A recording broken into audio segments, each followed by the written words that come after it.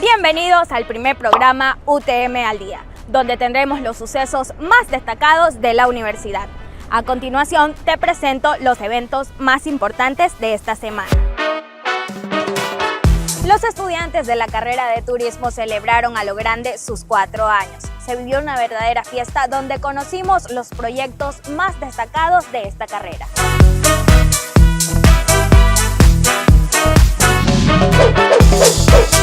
Los festejos continúan y la carrera de optometría cumplió 19 años. Lo celebró con una serie de actividades académicas, encuentros deportivos y sesión solemne. Todos lo disfrutamos. Y la notita al día, somos la primera universidad de Manabí que cuenta con una planta fotovoltaica. Vamos a generar energía limpia y ahorrar recursos. Está ubicada en la extensión Lodana y brindará recursos a la Facultad de Ciencias Veterinarias e Ingeniería Agrícola. Hemos llegado al final, pero prepárate para una próxima edición de UTM al Día. ¡Hasta la próxima! ¡Adiós!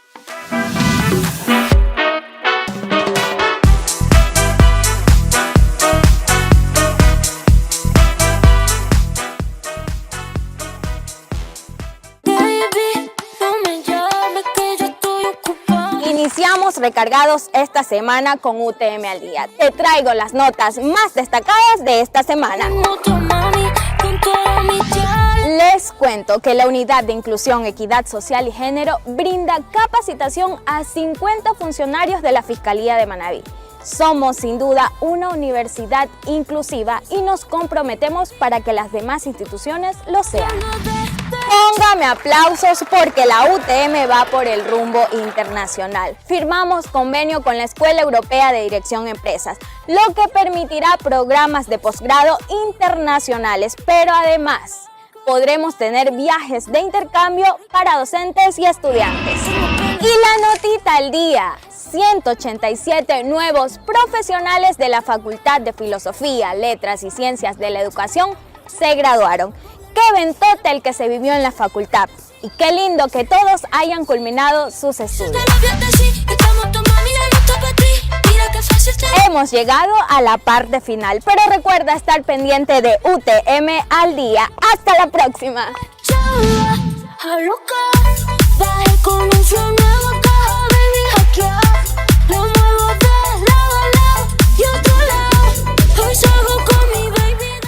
Pintamos toda la casa y sin dejar caer una sola gota de pintura que no sea. ¿Qué es eso? Esto es UTM al Día.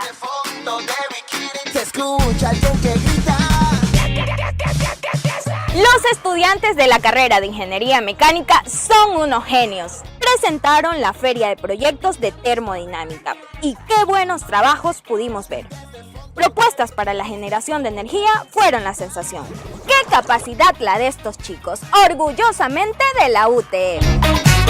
La Facultad de Ingeniería Agronómica recibió una delegación de estudiantes de la carrera de Agronomía del Instituto Superior Tecnológico Ciudad de Valencia. Realizaron visita técnica para conocer la parcela demostrativa de la UTM. ¡Qué bonito que podamos recibir este tipo de visitas y puedan conocer más de nuestra universidad! Y la notita al día, tenemos más graduados y eso nos llena de emoción. Las facultades de Informática y Salud realizaron nuevas ceremonias de graduación. 20 ingenieros en sistemas informáticos, 38 enfermeros y 2 nutricionistas. Nuevos profesionales para el país. Una semana más que compartimos y recuerda que UTM al Día te ponemos al día.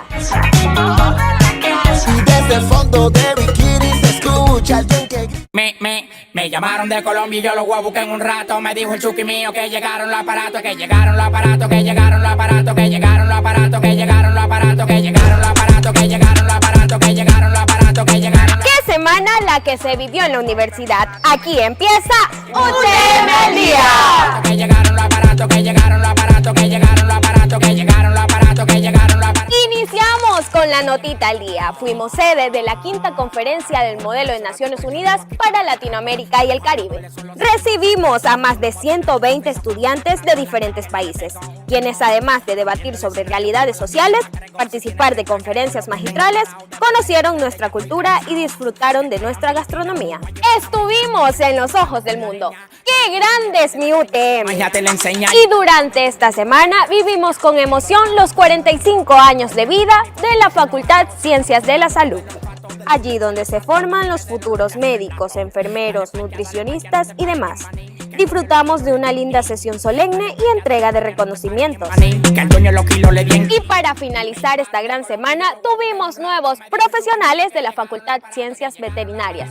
Sin duda alguna nos estamos proyectando. Y qué chévere que los jóvenes cumplan sus metas. Que llegaron los aparatos, que llegaron. Aquí termina UTM al día. Nos vemos el próximo lunes. Que llegaron los aparatos, que llegaron los aparatos, que llegaron los aparatos, que llegaron los aparatos, que llegaron los aparatos, que llegaron los aparatos, que llegaron los aparatos, que llegaron. Here I come.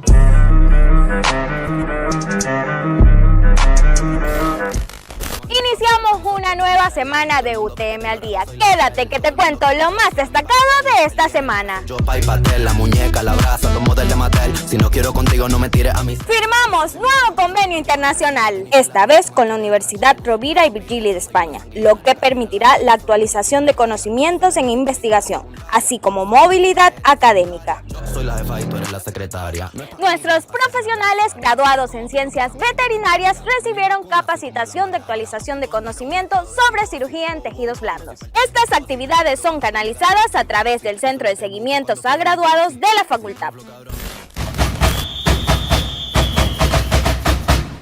Notita al día, nos fuimos a Brasil. La UTM recibió reconocimiento QS Latin American Rankings New Entrant. En la cumbre de educación superior de QS América, realizado en la Universidad Vila Bela de Brasil. Nuestro rector nos representó y seguimos abriendo camino rumbo a la internacionalización. Gracias por ser parte de UTM al día. Sigue pendiente y acompañándonos. Hasta la próxima.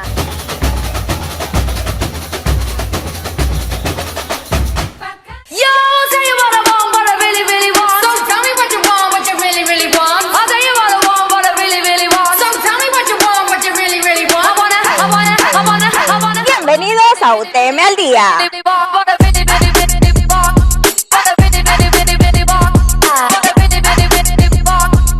Seguimos fortaleciendo lazos de cooperación. Esta vez, la Unidad de Inclusión, Equidad Social y Género de la UTM realizó capacitación en educación inclusiva a docentes, personal administrativo y de servicios de la Escuela Superior Politécnica Agropecuaria de Manabí, SPAN. Fue una jornada llena de experiencias y conocimientos. Firmamos convenio de cooperación interinstitucional con el GAT Parroquial Rural El Progreso de la provincia de Galápagos. Este convenio tiene como objeto capacitar a la población rural de la parroquia El Progreso en ciencias agropecuarias. Y la notita al día, tenemos nuevos profesionales de tercer y cuarto nivel. La Facultad de Ingeniería Agronómica realizó la ceremonia de incorporación de 20 nuevos ingenieros agrónomos de la promoción 204, mientras que el Instituto de Posgrado graduó a 100 nuevos profesionales de cuarto nivel. ¡Qué lindos eventos que se viven en nuestra universidad! Aquí finaliza UTM al día. Los dejo con este hermoso atardecer.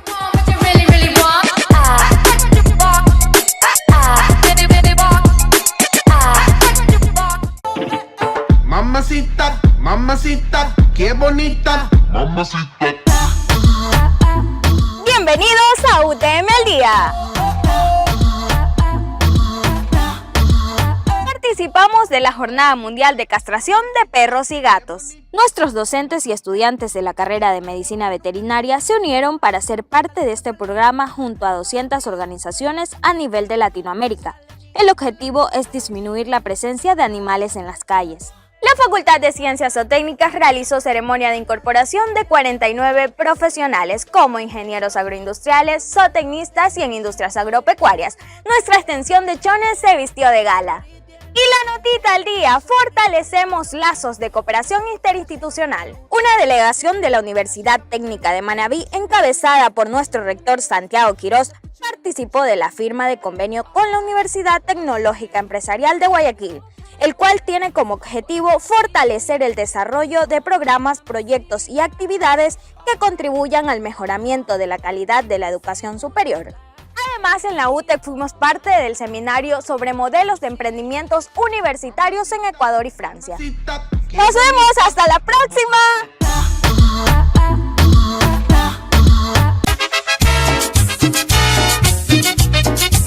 Bienvenidos a UTM al Día. Y les cuento que la carrera de optometría celebró el Día Mundial de la Visión con una capacitación y dio la bienvenida a los estudiantes que inician el nuevo semestre. Además, el evento fue propicio para la toma de una fotografía aérea que les permitirá participar en el concurso de la mejor fotografía en el Día Mundial de la Visión, organizado por la International Agency for Blindness Prevention. I Love Your Eyes. 64 años de vida institucional celebró la Facultad de Ciencias Matemáticas, Físicas y Químicas, con una sesión solemne presidida por las autoridades universitarias y de la facultad. Se conmemoró esta fecha. La oportunidad fue propicia para reconocer el trabajo de los mejores docentes, estudiantes, empleados y trabajadores, así como a los funcionarios que cumplieron 20 y 35 años de servicio y a los que se acogieron a la jubilación. Una delegación de nuestra UTM encabezada por nuestras autoridades fue parte de la celebración de los 202 años de independencia de Puerto Viejo. Se vivió una verdadera fiesta con alegría y civismo. Nos vemos en un próximo programa. ¡Viva Puerto Viejo!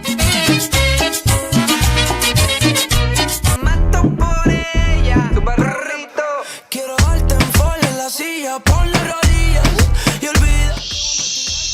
Bienvenidos a UTM al Día. Está bien pilla, chipete, le gustan los billetes. La Facultad de Ciencias de la Salud graduó a nuevos profesionales de las carreras de Medicina, Enfermería y Laboratorio Clínico. Una verdadera fiesta se vivió en la explanada del Instituto de Posgrado. ¡Qué grandes que son nuestros nuevos profesionales! Fuimos sede del taller sobre desempeño y crecimiento de las universidades públicas, organizado por la Secretaría de Educación Superior, Ciencia, Tecnología e Innovación. Recibimos a las delegaciones de las hermanas universidades manabitas, quienes compartieron una jornada de debate, análisis y nuevas propuestas. Esta sesión de trabajo estuvo dirigida por la magíster Cecilia Alexandra Santana Estrada, subsecretaria de las instituciones de educación superior. Y la notita al día, continuamos fortaleciendo lazos internacionales. Firmamos convenio con la Universidad Nacional de Tumbes. El objetivo es establecer bases académicas que permitan la colaboración en campos de investigación, docencia, vinculación y sobre todo la movilidad académica para docentes y estudiantes. Las delegaciones estuvieron encabezadas por los rectores, Dr. Santiago Quiroz Fernández, rector de nuestra alma mater, y Dr. José Cruz Martínez, rector de la Universidad Nacional de Tumbes. ¡Nos vemos! ¡Chao, chao, chao, chao, chao, chao! Mi nombre es Ana Laura Costa Bastar y vengo de la División Académica de Ciencias Biológicas, que es una división de la Universidad Juárez Autónoma de Tabasco, ubicada en Villahermosa, Tabasco, México. En mi maestría me solicitan que realice una estancia de investigación, entonces se dio la oportunidad de realizar una colaboración aquí en esta universidad para poder desarrollar técnicas que me permitan contribuir a la metodología propuesta en mi trabajo de tesis para poder desarrollar mis objetivos de una mejor manera. Hemos trabajado en la cuenca alta y en la baja del río Chone, en el estuario ubicado en Bahía de Caracas y también en el embalse La Esperanza. Hemos realizado lo que son análisis de calidad del agua e identificación de fitoplancton.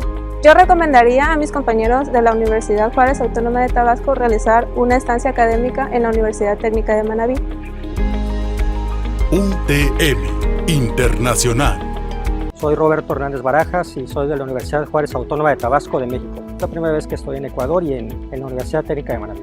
Estamos realizando un proyecto de investigación conjunto con los compañeros de la Facultad de Ingeniería Agrícola y básicamente se trata de utilizar sistemas de teledetección, software específico para realizar procesamiento de imágenes satelitales con el propósito de incorporarlos en un modelo matemático que desarrollamos en México. Ha sido excelente, ha sido un trato muy especial que he tenido de mis compañeros de la Universidad Técnica de Manabí y he trabajado hasta ahora con 3 profesores de la Facultad de Ingeniería Agrícola. UTM Internacional. Mi nombre es Catherine Villar, soy estudiante de bibliotecología y soy chilena. El año pasado se abrió una convocatoria a una beca de movilidad, a la beca Santander para estudiantes de pregrado y justo se dio que yo tenía todas las condiciones, tenía actividades extra programáticas, tenía buenas notas. Entonces estuve haciendo un listado de todas las universidades que impartían la carrera dentro de acá de América Latina. También busqué cosas en España, en Europa, en distintos lugares. Terminé acá en la UTM, primero porque fueron los primeros en contestarme, muy eficiente en ese sentido, y también porque me gusta el país, me gusta la naturaleza, pensé que fuera algo cercano también, iba a ayudar bastante. Creo que al final estar en el mismo universo disciplinario es algo que nos une harto, y pude ver que acá también se aprendía más o menos parecido y también están más avanzados, y además estamos todos como apuntando hacia el mismo lado para el desarrollo de nuestro continente. El ambiente es súper cálido, siento que eso es algo muy importante que no veo tanto en mi país. Yo soy parte de la UTM Internacional. UTM Internacional.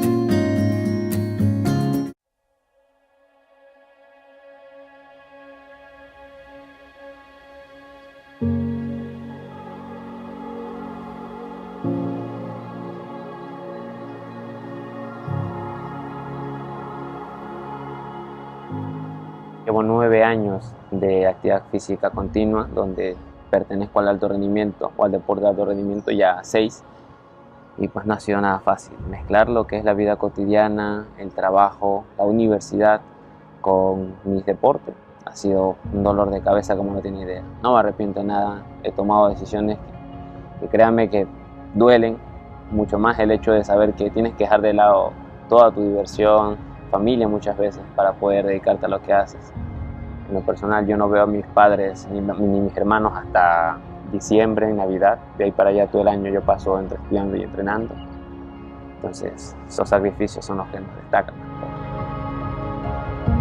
He recibido bastante apoyo de parte no solo de mi facultad, sino de la universidad como tal, con cierta flexibilidad a la hora de ciertos trabajos o temas que tenga que dar, ya que muchas veces mis concentrados deportivos no son de 2-3 días, sino 15 días, 20 días, y he llegado a estar hasta afuera un mes entero. Entonces entienden y comprenden en ese sentido que muchas veces tengo que esperar a regresar para poder realizar los trabajos. Soy becado ya hace 2 semestres atrás, este va a ser mi 3er semestre portando la beca del alto rendimiento aquí en la universidad. Y la verdad ha sido un apoyo muy bueno.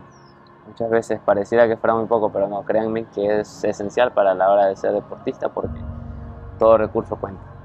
Les diría que muchas veces hay personas que nos van a decir que no puedes hacerlo, pero las personas que te dicen eso son aquellas que han fracasado y quieren verte reflejado en el mismo fracaso que ellos vivieron. Si logras apartarte de esos comentarios y enfrascarte en lo que verdaderamente quieres, llegarás a vivir el sueño que ellos tienen.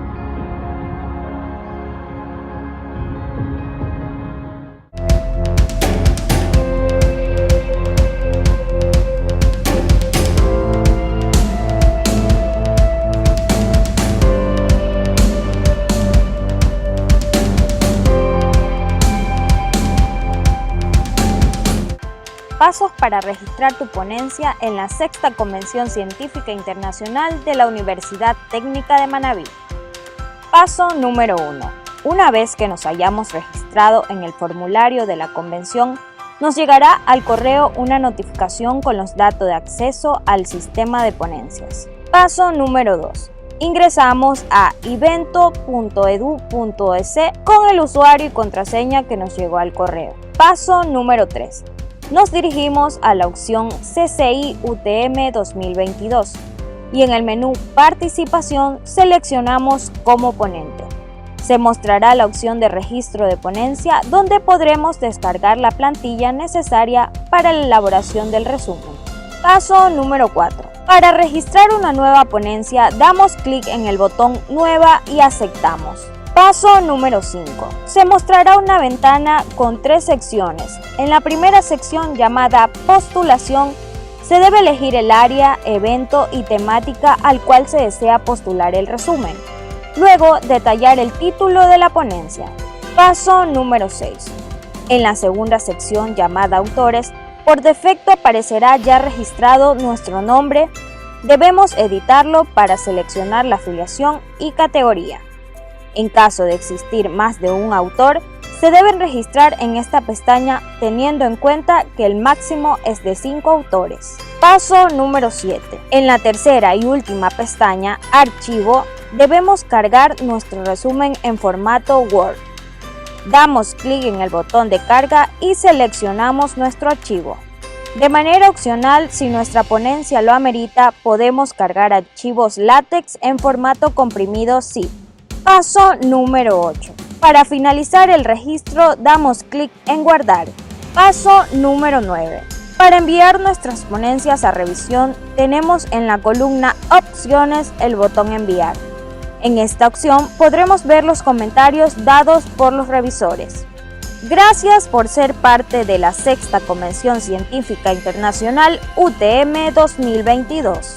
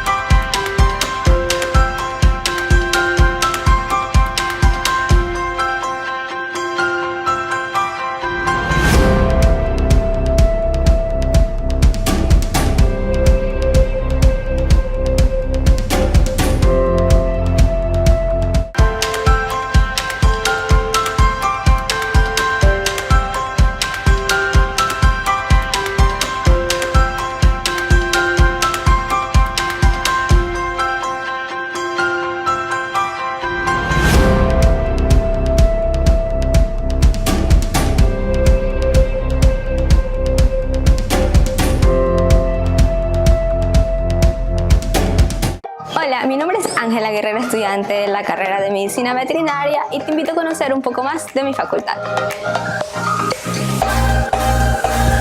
Contamos con varios laboratorios donde ponemos en práctica todos los conocimientos adquiridos en las aulas. Una de nuestras principales áreas de práctica nos permite aprender sobre la producción de leche y el manejo de los bovinos. Además, trabajamos con animales como cabras, caballos, cuyes y próximamente conejos. También tenemos áreas de trabajo con animales como cerdos y peces. Y también aprendemos a hacer balanceado. En estas instalaciones se desarrollan proyectos académicos y de investigación con estudiantes de grado y posgrado. Nuestra formación es completísima. Si no lo has decidido, esta es tu mejor opción. Estudia Medicina Veterinaria en la UTM.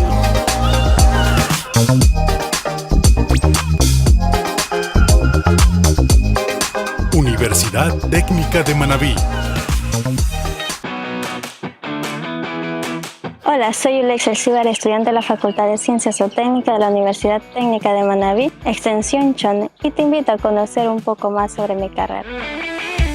Estamos en uno de los cantones más lindos de Manabí, en Chone, donde recibimos una formación de alto nivel teórico y práctico. Contamos con varios laboratorios en las diferentes áreas de la zootécnica. Una de nuestras principales áreas de práctica nos permite aprender sobre los diferentes sistemas de producción, donde experimentamos sobre los elementos de dicho sistema, como el manejo, la alimentación, reproducción, entre otros. Además, tenemos áreas de trabajo con animales como bovinos, cabra, conejos, aves y porcinos. También áreas especializadas de producción como el Centro de Reproducción Porcino, Laboratorio de Nutrición Animal, Suelo, Bromatología, Microbiología y Digestibilidad Ruminal, in situ e in vitro. Además, aprendemos a hacer raciones alimenticias para todos los animales que se encuentran dentro de la granja experimental de la facultad. En estas instalaciones se desarrollan proyectos académicos y de investigación con estudiantes de grado y posgrado. Si te gusta la producción animal y no has decidido tu carrera, esta es tu mejor opción. Estudia Ingeniería Zootécnica en la UTM. Te esperamos. Universidad Técnica de Manabí.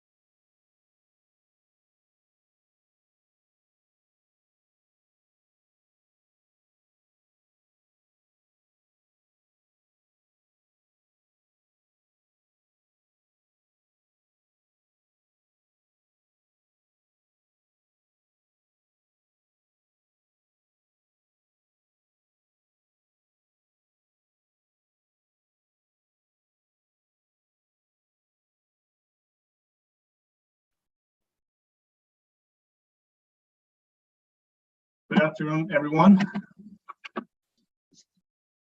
Welcome to the 5th Modern Languages Congress Communication, Culture, and Identity, an event that is part of the Convención Científica Internacional Universidad Técnica de Manabí 2022. We're going to start today's session with a little introduction from our coordinator, Mr. Marlon Cedeño. He's the coordinator of the Language Institute at Universidad Técnica de Manabí.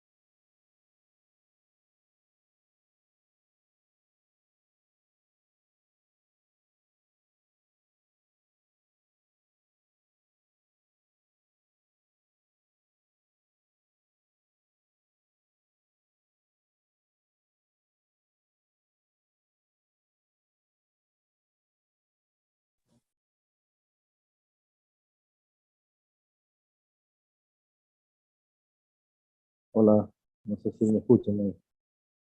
No puedo encender mi cámara, todavía no me han habilitado eso. Sí, lo escuchamos, Marlon. Pero sí, no lo podemos ver. No lo podemos ver. Okay.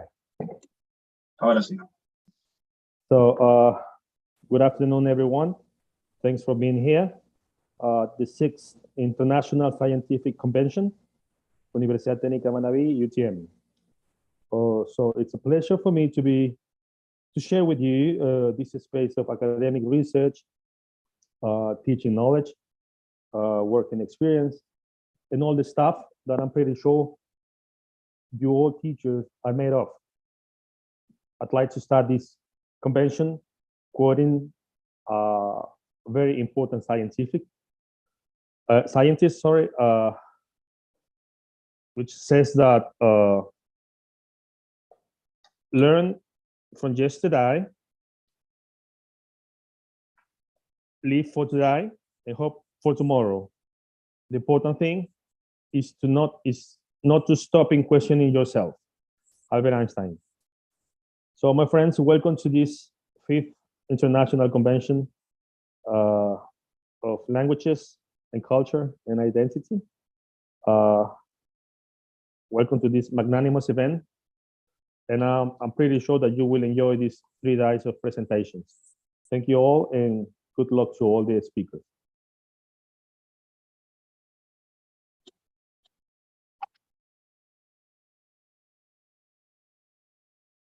The mind that opens to new ideas never returns to its original size.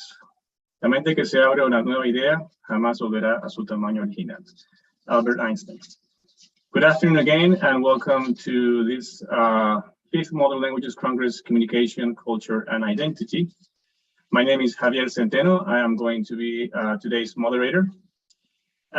Today we have in our agenda some very interesting presentations, 2 of them being conferences, what we call usually conferencias magistrales, and the other 4 are shorter presentations, what we usually call ponencias. I would like to note that the attendance will be taken right at the end of today's session, so please make sure you are at the end so you can be in attendance. We will start off today's afternoon session with the conference given by Miss María Antonieta Morales Jaramillo, a professor at Universidad de Guayaquil. I'll just take a few seconds to read a little bit about her background. She has a PhD in curriculum and instruction from Kansas State University. She has a master's degree in curriculum and ESL instruction, also from Kansas State University. She has an undergraduate degree in Ciencias de la Educación, mención inglés, from Universidad Técnica Particular de Loja. A little bit about her work experience. She's currently an instructor or a professor at the Facultad de Filosofía, Universidad de Guayaquil. She's a research teacher assistant also at Kansas State University. She has been the coordinator at Coordinación Académica del Vicerrectorado Académico de la Universidad de Guayaquil. She's been a teacher also some high schools, for example, Colegio Aguirre Bat, and also Unidad Educativa Mercantil. She has written 1 book and 3 articles, all in the field of language teaching. Now, let's welcome Ms. María Antonieta Morales Jaramillo, whose conference topic is about how drawings promote reading. Ms. Morales, you will have 40 minutes for your presentation, and then there will be 10 minutes for a round of questions and answers right at the end of your presentation. Please, Ms. Morales, the floor is all yours. Welcome. Hi, good afternoon, everybody. My name is, as I said before, I'm Antonieta Morales. I'm come from University of Guayaquil. And now I am pursuing like a graduate teacher assistant at KSU. Okay, so in order to start with this conference, I would like to thank to the people in charge of this excellent conference. And I want to share with you a project that is running right now with my students at the University of Guayaquil.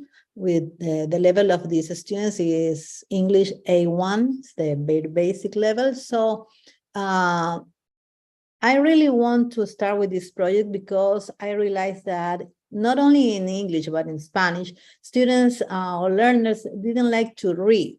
So I think that reading is the best skill in order to acquire a language, because you can integrate all other skills in this ability.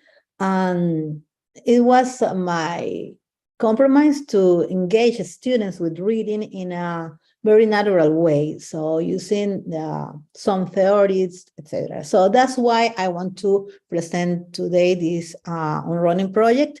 And I want to, it's going to be very practical. I want to share with you videos in order you feel the experience. And I can maybe at the end of this conference, I can receive a feedback from you as educators. So because I think that this strategy is not only for English language, but you can apply it in Spanish also. So, and for every single level, I mean elementary school, high school, college, and also different levels of the domain of the language. Okay, so I want to start with this presentation. Let me share the screen. Here it is.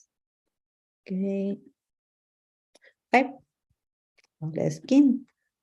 So this is the title of my project, How Drawings Promote Reading, by the Universidad Técnica de Manabí, in the conference, my name.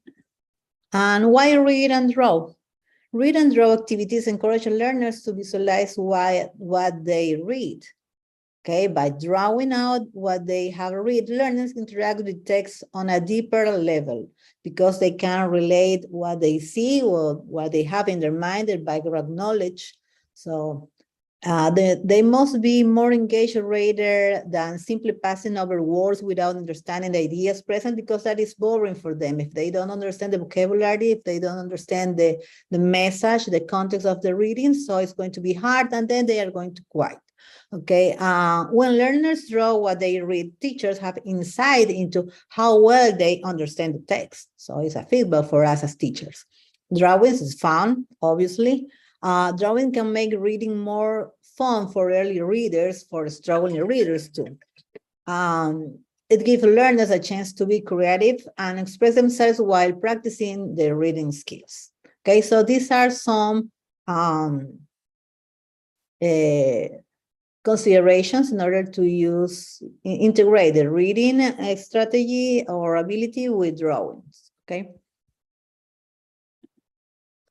I want to present this project based on Howard Gardner's theory of multiple intelligence. He was a Harvard psychologist, and he, in 1983, he wrote a book called Frames of Mind, the Theory of Multiple Intelligence, and he talks about visual spatial intelligence, interpersonal intelligence, intrapersonal intelligence, linguistic verbal intelligence, logical, mathematical, musical, kinesthetic, and neuralistic intelligence. So in this case, I'm going to focus on visual, spatial, and interpersonal and intrapersonal intelligence. Also linguistic and verbal, because you are going to evidence that.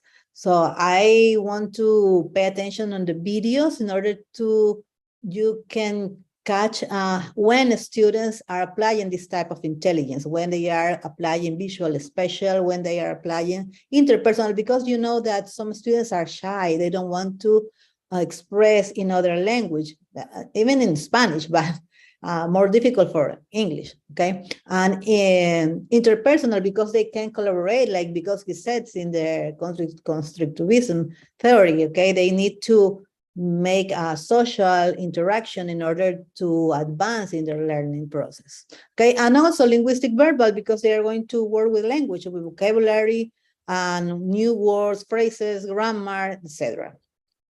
Okay, so pay attention on those different type of intelligence when you are watching the video.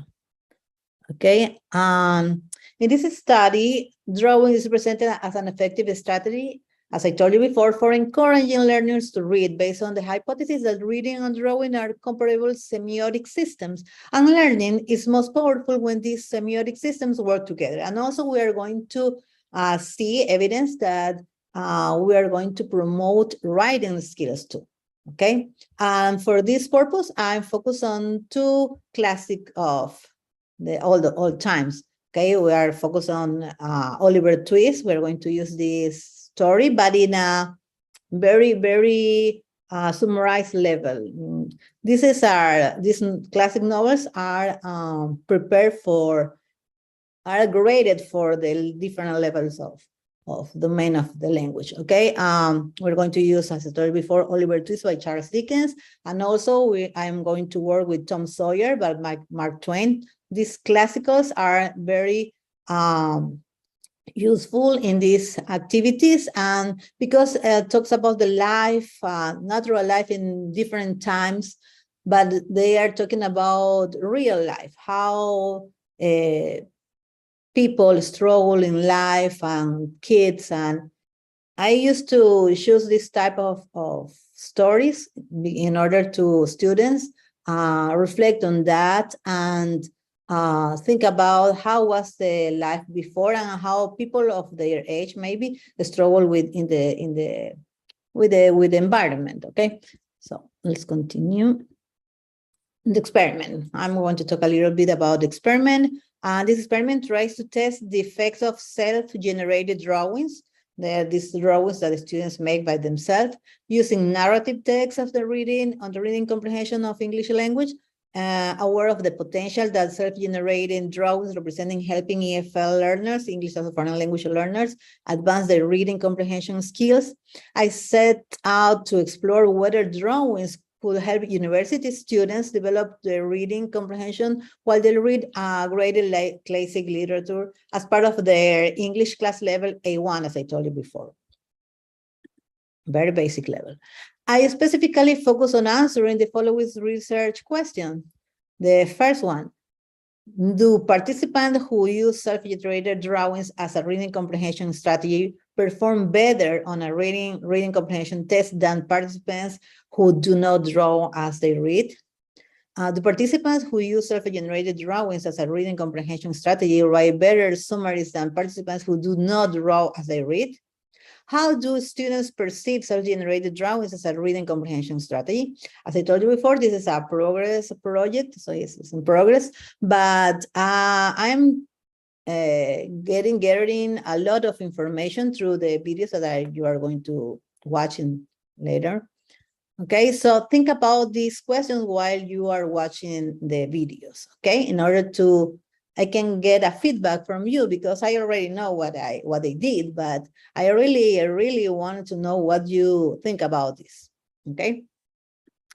And these are the links for the video. So I put little things next to the link, because the ones that have this bullet are the ones that I want you to watch entirely. They are like 4 minutes each one.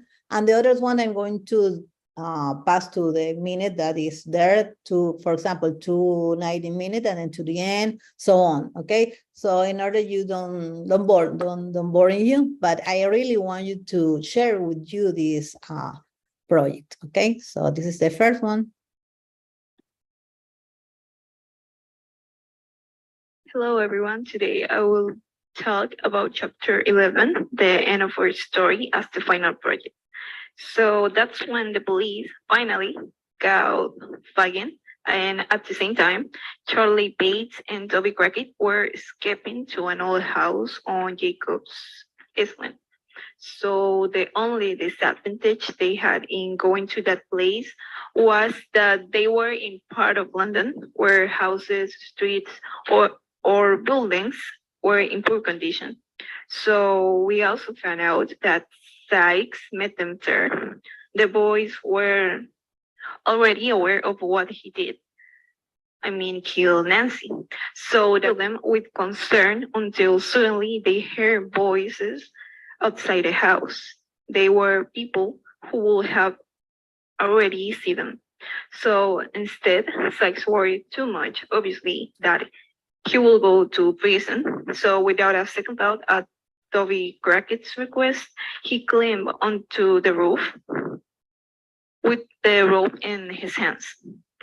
Where nerves or desperation play a trick on him, and he lost his balance, falling into the street and being left directly without signs of life. After all the chaos in this story, recount the end of each one. So Fagin was hanged of for all his crimes. Monks went to prison in America and died there. Mr. Bumble became poor, living in a workhouse. And finally, Charlie Bates had a new and honest life working in the country. And we could not miss our main character in this story, Oliver.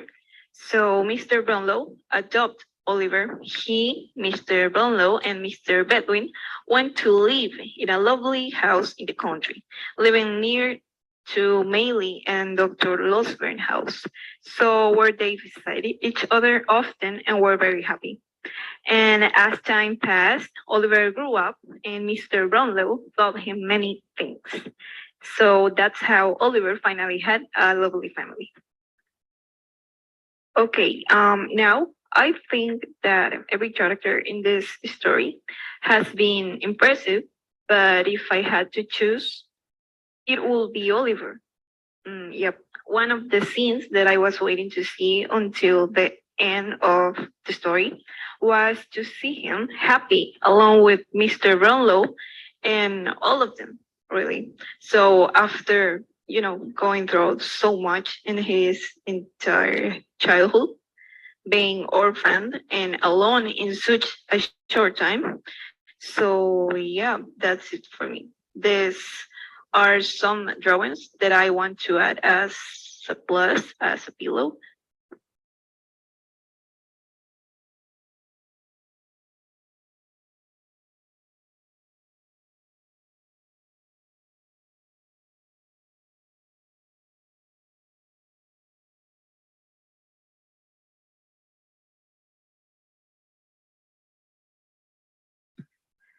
So here I am showing you all the drawings that I have made from the day one to the end of the story.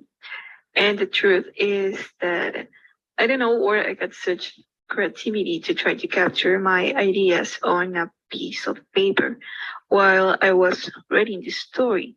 But it has been an excellent way that has helped me to concentrate better on every detail.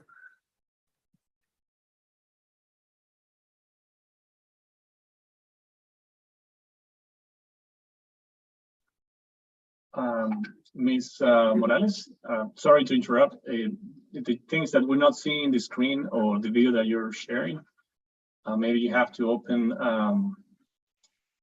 share the screen in another window. Oh my gosh. You didn't see in the video? No, we thought it was an audio, that's why we didn't say anything, but then I realized. Oh, so okay, so let me see.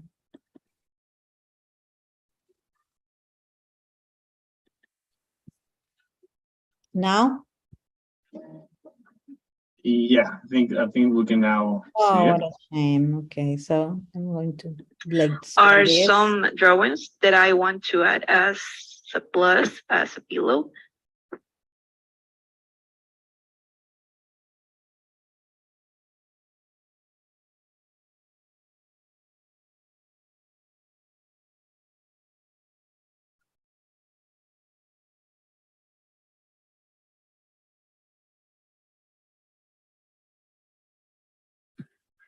So here I am showing you all the drawings that I have made from the day one to the end of the story. And the truth is that I don't know where I got such creativity to try to capture my ideas on a piece of paper while I was writing the story. But it has been an excellent way that has helped me to concentrate better on every detail.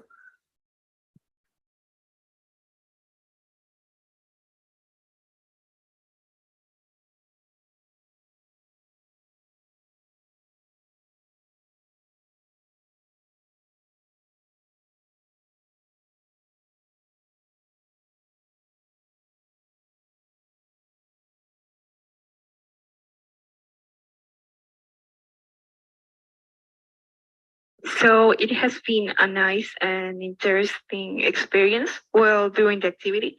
Some headache here and there, but despite it, I am here filming this video and I'm discovering new vocabulary and information. So yep, thank you for making me discover this beautiful story about Oliver Twist, and I hope and see you soon. Goodbye.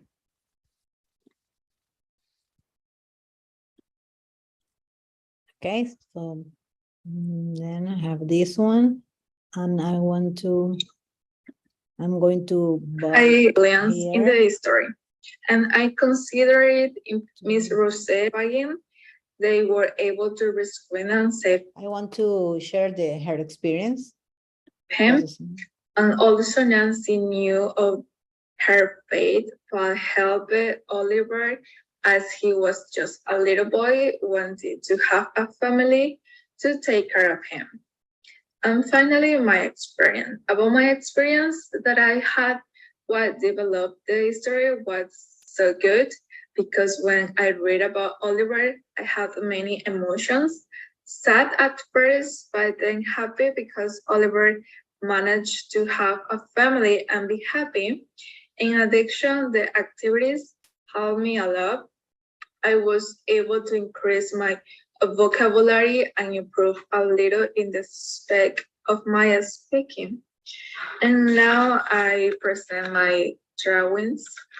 In the chapter 1, we have a Oliver Twist. In the second chapter, in the chapter 3, we have Oliver going to London. In the chapter 4, Oliver run away to policeman. In the chapter 5, when he met a Mr. Brown. Are you watching the screen, the video? Javier? Yes, we're watching it. Thank you. And in the chapter 5, the crime. This is my drawings. Thank you.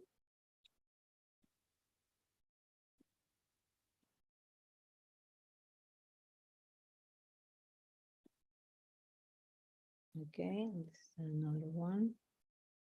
Hi Miss, hi guys. Today I'm going to share with you my favorite chapters and characters from Oliver Twist's book and also my opinion on doing this project. Well, about Oliver Twist's book, my favorite chapters were 9 and 8. In my opinion, chapter 8 has an interesting plot twist. When I was reading the book, I didn't have any clue that Oliver could have a half brother. So when I read that, I was quite shocked. I was so unaware. On the other hand, chapter 9 has one of my favorite moments of the book, and I'm talking about when Mr. Brownlow and Miss Bedwin and Oliver meet each other again. That was so cute. And the moment was quite pretty because when you are reading, you can tell that they love each other so much, and even they cry when they meet again. Regarding my favorite characters, Rose and Mrs. Maylie were my favorites because didn't hesitate to help Oliver, not even for an instant. While Oliver was ill, they took care of him. When the kid got better, literally, he became a new member of their family. I mean, they were so kind, charming, and caring. I know the fact that Mr. Brownlow did the same for Oliver, and even more at the end of the book, but the narrative made you connect with them more. So now I'm going to show you all my drawings. So this is the drawing of chapter number 1, is when the mother of Oliver is dying. The drawing of the chapter number 2 is when Oliver is Mr. Sowerberry shocked and he's crying because he was locked in a dark room. The drawing of chapter number 3 is when Oliver decides to go to London. The drawing of chapter number 4 is Mr. Brownlow. The drawing of chapter number 5 is when Miss Bedwin is taking care of Oliver when he's ill. The drawing of chapter number 6 is when Siles took a pistol against Oliver's head. The drawing of chapter number 7 is when Rose is playing the piano. The drawing of chapter number 8 is when Nancy is looking for Rose at the hotel. The drawing of chapter number 9 is when Oliver and Mr. Brownlow and Oliver met again. The drawing of chapter number 10 is when Siles killed Nancy. And finally, the drawing of chapter number 11 is a grown-out Oliver. So you can see, that's it. Now, my opinion of doing this project. Well, this project for me was something fresh and a bit interesting. About the writing project, the summaries were a little bit challenging to me, since my writing skills are not the best yet. So this activity took me more time than I expect. Literally made the summary of every single chapter took me around 40 minutes of 1 hour. But also this helped me a lot to improve this ability. So I'm grateful for that. About the speaking project, I didn't have any problem with it. I do really enjoy recording the videos. Now I enjoy recording this. Making the scripts, editing the videos, practice my pronunciation before recording. Since this kind of stuff is something that I really love to do, it was just amazing. I really love to do this. The speaking project, that was funny for me. So that's it. Thank you for all this, Miss, and bye.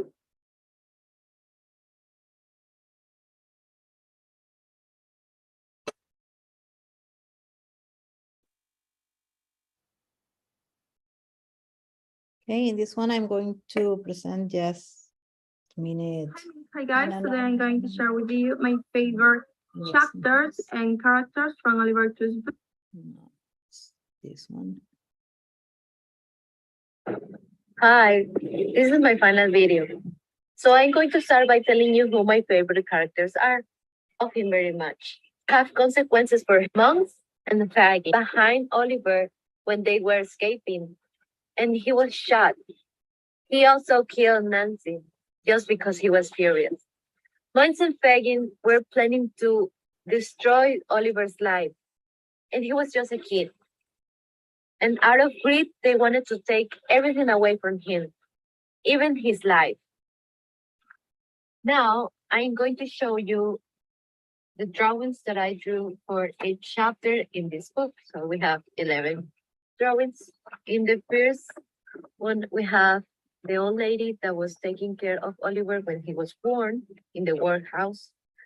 In the second chapter, we have Mr. Salisbury shop, and this is Noah, and he was saying bad things about Oliver's mom.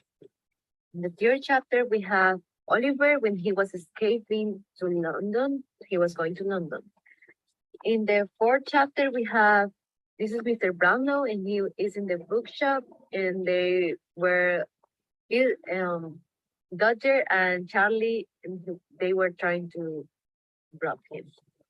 And the fifth chapter, we have the picture that was in the wall, and Oliver, and that's when Mr. Brownlow realized they look really alike. In the chapter number 6, we have Bill Sykes and the other thief. They were trying to rob the beautiful country house. And chapter number 7, we have Oliver helping in the garden of Rose and Mrs. Smiley. In the chapter number 8, we have Monks, and he was throwing away the ring that belonged to Oliver's mom. In the chapter number 9, we have Mr. Brownlow and Oliver reunited again. They were happy and crying. In chapter number 10, we have Bill Sykes, and he was about to kill Nancy. And chapter number 11, and finally we have Oliver happy with his new life and all that he deserved. I really enjoyed reading this book, and it made me realize of how was life like in London in the 1830s. I didn't think that this kind of evil will exist, but just like Oliver, many kids must be suffering the same or worse, and I really hope that one day this will stop. Thank you for listening to me. Have a great day. Bye-bye.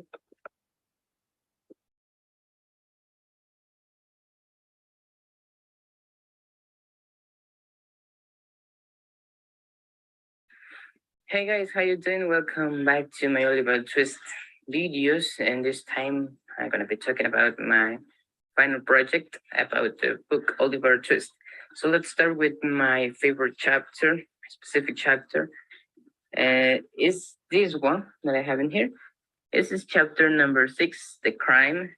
I know in this chapter so many things bad happened to Oliver, but I don't know. It's very interesting to read this chapter.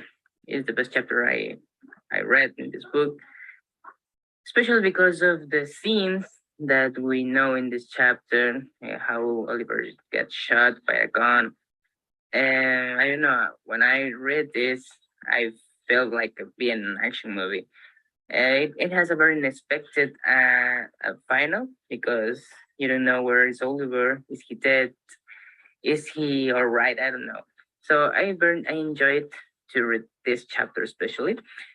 So then we have the draws of every chapter. This is chapter number 1. This is where Oliver asks for some more porridge. This is chapter number 2, where Oliver is hitting Noah Claypool because he said bad things about his mother. This is where chapter 3 is where Oliver is escaping to London. This is chapter number 4. This is when Oliver arrives to Fagin house and learns how to steal. This is chapter number 5. This is where Mr. Brownlow rescues Oliver and looks the similarity between him and the woman in the photo. This is, as I said, my favorite chapter. This is chapter 6, The Crime, where Oliver is going to the house to steal some things.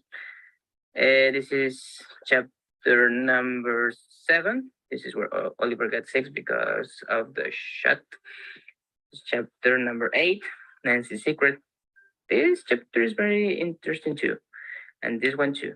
Chapter 9 and chapter 10 has the most interesting part of the story about Oliver. So, and this is chapter 10, Mr. Brownlow forcing Monks to sign the papers. And finally we have chapter 11, where everything's good, where Fagin gets arrested and Sykes died. And finally, my personal opinion about the book. I think the book is good, has a very beautiful story, especially because of the happy ending. I've noticed that this story looks similar to other stories that I've read, but never mind. It has a very special sign in this book, because it's a story very particular. And so, talking about the characters, I like the characters. My favorite character was Mr. Brownlow because he was like father to Oliver. And that's it. I have to add too that although the narration is not so complicated, it's very simple. Although that you can imagine the things that are happening in your mind and you get involved in the story. I really like that because I really like to imagine what is happening, and the narration of the book is just like that. And so, this is my personal opinion. I think it's good. The work was good as well. Parts of speech, vocabulary, everything of that, it was good too. And so, and that's it. Thank you, and see you the next time. Ms. Morales, just sorry to interrupt again. Just to let you know, we only have 4 minutes left. Okay. So these are, I know that the time, no, but these are the links from the videos. I have more, but these are for Tom Sawyer. Let me see if I can pick one, just a little bit. This is another story. This is a about the adventure of Tom Sawyer. Actor Mark Twain, real name Samuel Leonard Clemens. He was born in Florida, Missouri in 1835, and he died in 1910. Characters: Tom Sawyer, he's a naughty boy. Humphrey Finn, he's a Tom friend. Polish, he was a Tom Elm. Indian John, he was killer of Dr. Realism. Mouth Potter, he was a innocent person. When he touched Tom Lager, Mary, she's a cousin of Tom. He's a girl. Tom Sawyer is a naughty boy. He lived in a small village and has a picture with the Aunt Polly. His brother Polly wanted Tom to pay the piper Finn. Hans' father, he decided was the whole villain, pulled her dead. Something when Polly was very happy to see them alive. The trouble from jail, no one knew where he was. Someone do okay. Suddenly they went together and how the ancient John wanted to kill a person to Welsh was so proud of him for the reason that he was a great person and he saved. Okay. So continue with the, according to the experts, now I want to hear the voice of the experts. Self-generated drawings has been associated with enjoyment as you can evidence, okay? Woolley in 2010 argued that using visual imagery, including self-generated drawings as part of his teaching practices, helps to create a space that makes possible asking questions and incorporating other kinds of engaging activities where the learners can make connections. As you evidence, students, learners make connection with their own life, with the feelings. They really use their imagination to recreate and draw. They, as you can evidence, they don't need to know how to draw it in an excellent way. Some of them told me that they just discovered that they love drawings. They can make excellent drawings, and others are struggling with the drawings, but it doesn't matter. I'm not going to grade the drawings, okay? And continue with the voice of the experts. Alton and Iraq 2015 conclude that self-generated drawings give teachers the opportunity to make teaching vocabularies, as you can evidence. More vivid activity exploring the power of a visualization, enabling students to encode, process, and recall new vocabulary. Okay, when drawing is used in the classroom to help EFL learners encode, process, and recall language, they do so by coloring, sharing, and talking about what they had created, mostly connecting it with their own lives, as I told you before.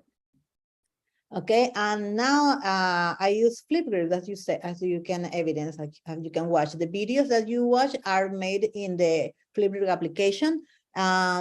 The teachers, my colleagues, when I share with them these links, this video, we have a lot of them. Okay, the teachers interview express they enjoy listening to the connection that learners make when they explain a piece of drawing. The teachers enjoy looking at the creativity power of their learning expressed on the drawings.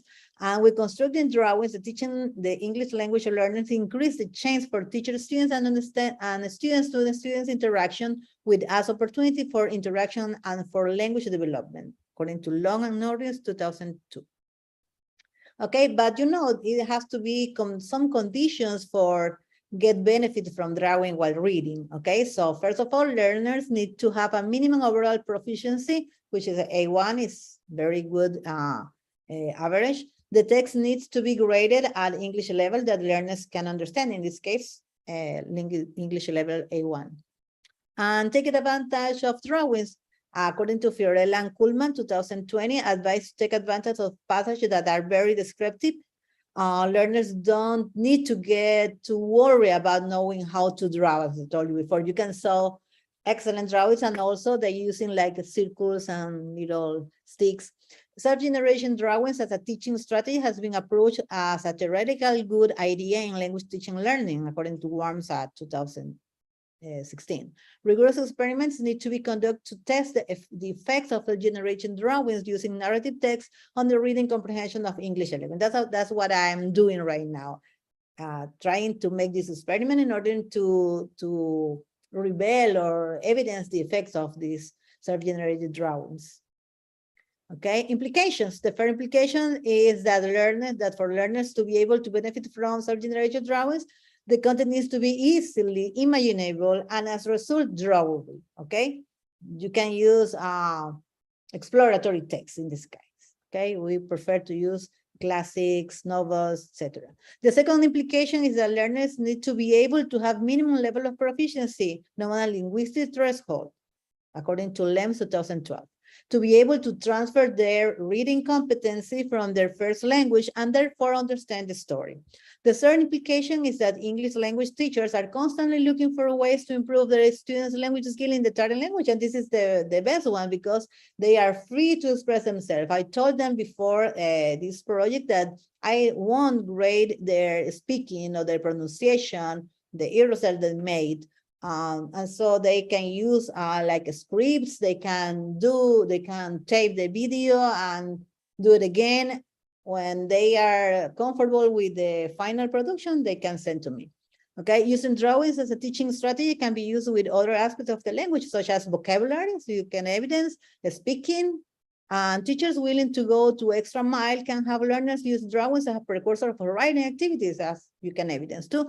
Grammar activities, I ask them to look for part of a speech that we are working at in class. Okay, we know that there are like 8 parts of a speech, so they in each single chapter they have to identify adjectives, nouns, prepositions, conjunctions, etc.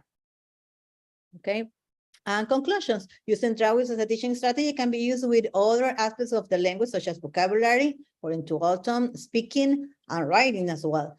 Teachers willing to go to extra mile can have learners use drawings as precursor of writing activities, be conscious about the grammar structures, and others to advance their English learning. Okay, that's all. Thank you.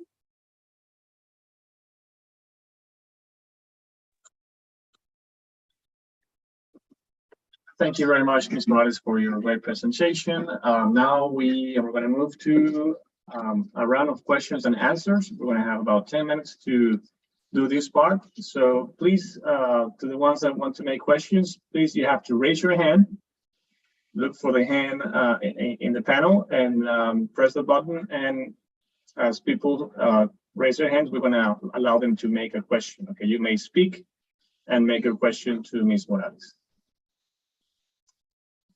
Okay, Carlos Carranza. Hi. Okay, we have Carlos.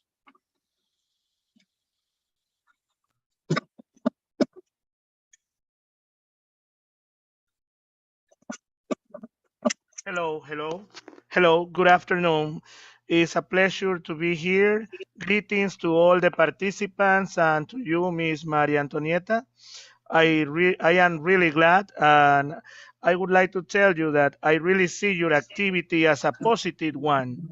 I would like to ask you questions about the negative scenarios might come up, like, does this activity is only possible to apply in an academy or institute, or do you suggest we can apply this in a high school, especially public high school? That can be the first question, and if I have the chance, I would like to ask you more. Okay, but that would be the first question, Miss. Okay, as I told, thank you for your question. As I told you before, I've been practicing this since when I was working in elementary school, which is escuelas, and high school.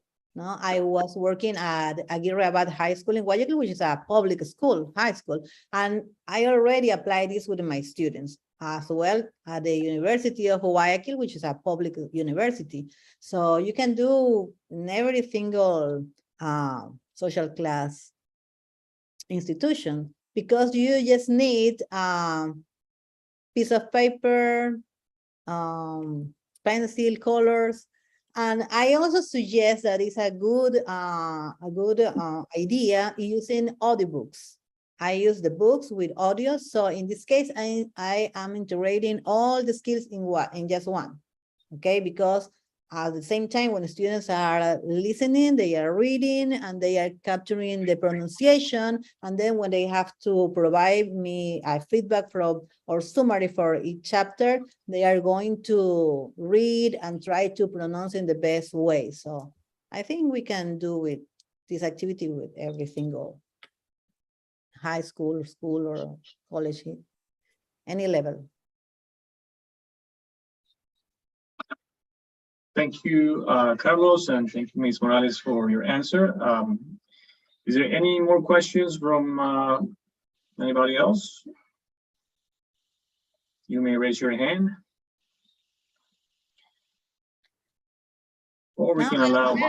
I want to, if you allow me, I want to use my translanguaging in order, because I know that in this conference we have teachers from not only from English, but all languages. And this strategy will be applied not only in English, but in Spanish too, because we have the same problem in native language. So, Ms. Mónica Carrera. So. Okay, we have Monica.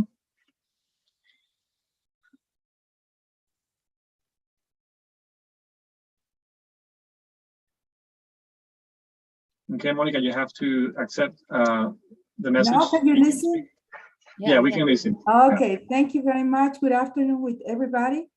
I would like to ask you if it is possible to apply this kind of project, even if we are using a book, for example, Keynote or any other book. Is it possible? Do you think we can share time to do this kind of projects and also continue with the course book? Yeah, I think it's possible, because we at the university, I have to work with the material, with the content material, the exploratory material, and also with this reading is a side, because I choose like there are free books in the web. Okay, I'm using a link that is totally free. I share with my students that link, and they are working with that link. Okay, so that is an autonomous work. Yep. Yeah. Entonces, I want to use the translanguages I told you before, because I know that some teachers are not English teachers, but they can use this strategy with their own students in Spanish. Okay. Lo que les decía. Can you share the link? Can you share the link? Yeah, if you want. Thank you. The link. Thank you very much. Okay, thank you. Esta estrategia la podemos usar en todos los lenguajes, no solamente en inglés. La lectura es un rocket, es un cohete donde podemos integrar todo, ¿no? Entonces yo, como les decía, uso los libritos, los audiobooks con el listening. Ellos están, mientras están escuchando, están leyendo, están mejorando su pronunciación. Al hacer los dibujos, ellos están poniendo de manifiesto, tienen que poner atención para poder crearlos, ¿verdad? Entonces están poniendo de manifiesto toda su creatividad, están poniendo atención, y se dan cuenta ustedes mientras ellos estaban narrando cada parte de la lectura. Este es un proyecto que lo empezamos a comienzos del semestre, ¿no? Entonces ellos lo van desarrollando poco a poco, y cada cierto tiempo me hacen un resumen. Entonces el trabajo constituye en que me tienen que hacer un resumen del capítulo, hacer un dibujo de la escena que más les gustó y una pequeña descripción de ese dibujito.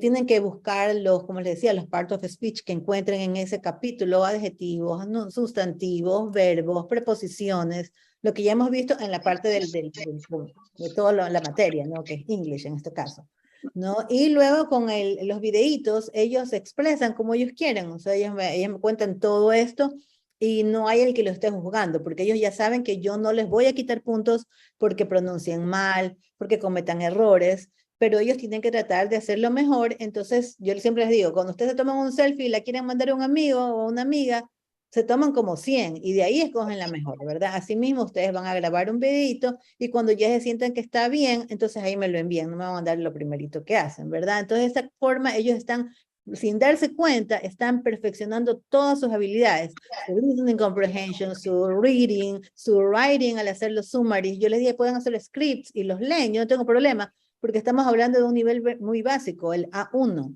Entonces, ustedes los hubieran, yo los tengo en sus videos desde el comienzo, y no tienen punto de comparación como ellos terminan. Entonces ese es otro proyecto, ¿no? Pero porque no solamente hacemos con este reading, hacemos de anécdotas, de otras cosas, ¿no? Y yo puedo evidenciar cómo ellos mejoran desde el comienzo hasta cuando terminamos el semestre. ¿Okay? Eso es lo que yo quería personalmente compartir con ustedes y quisiera su retroalimentación. ¿Qué les pareció?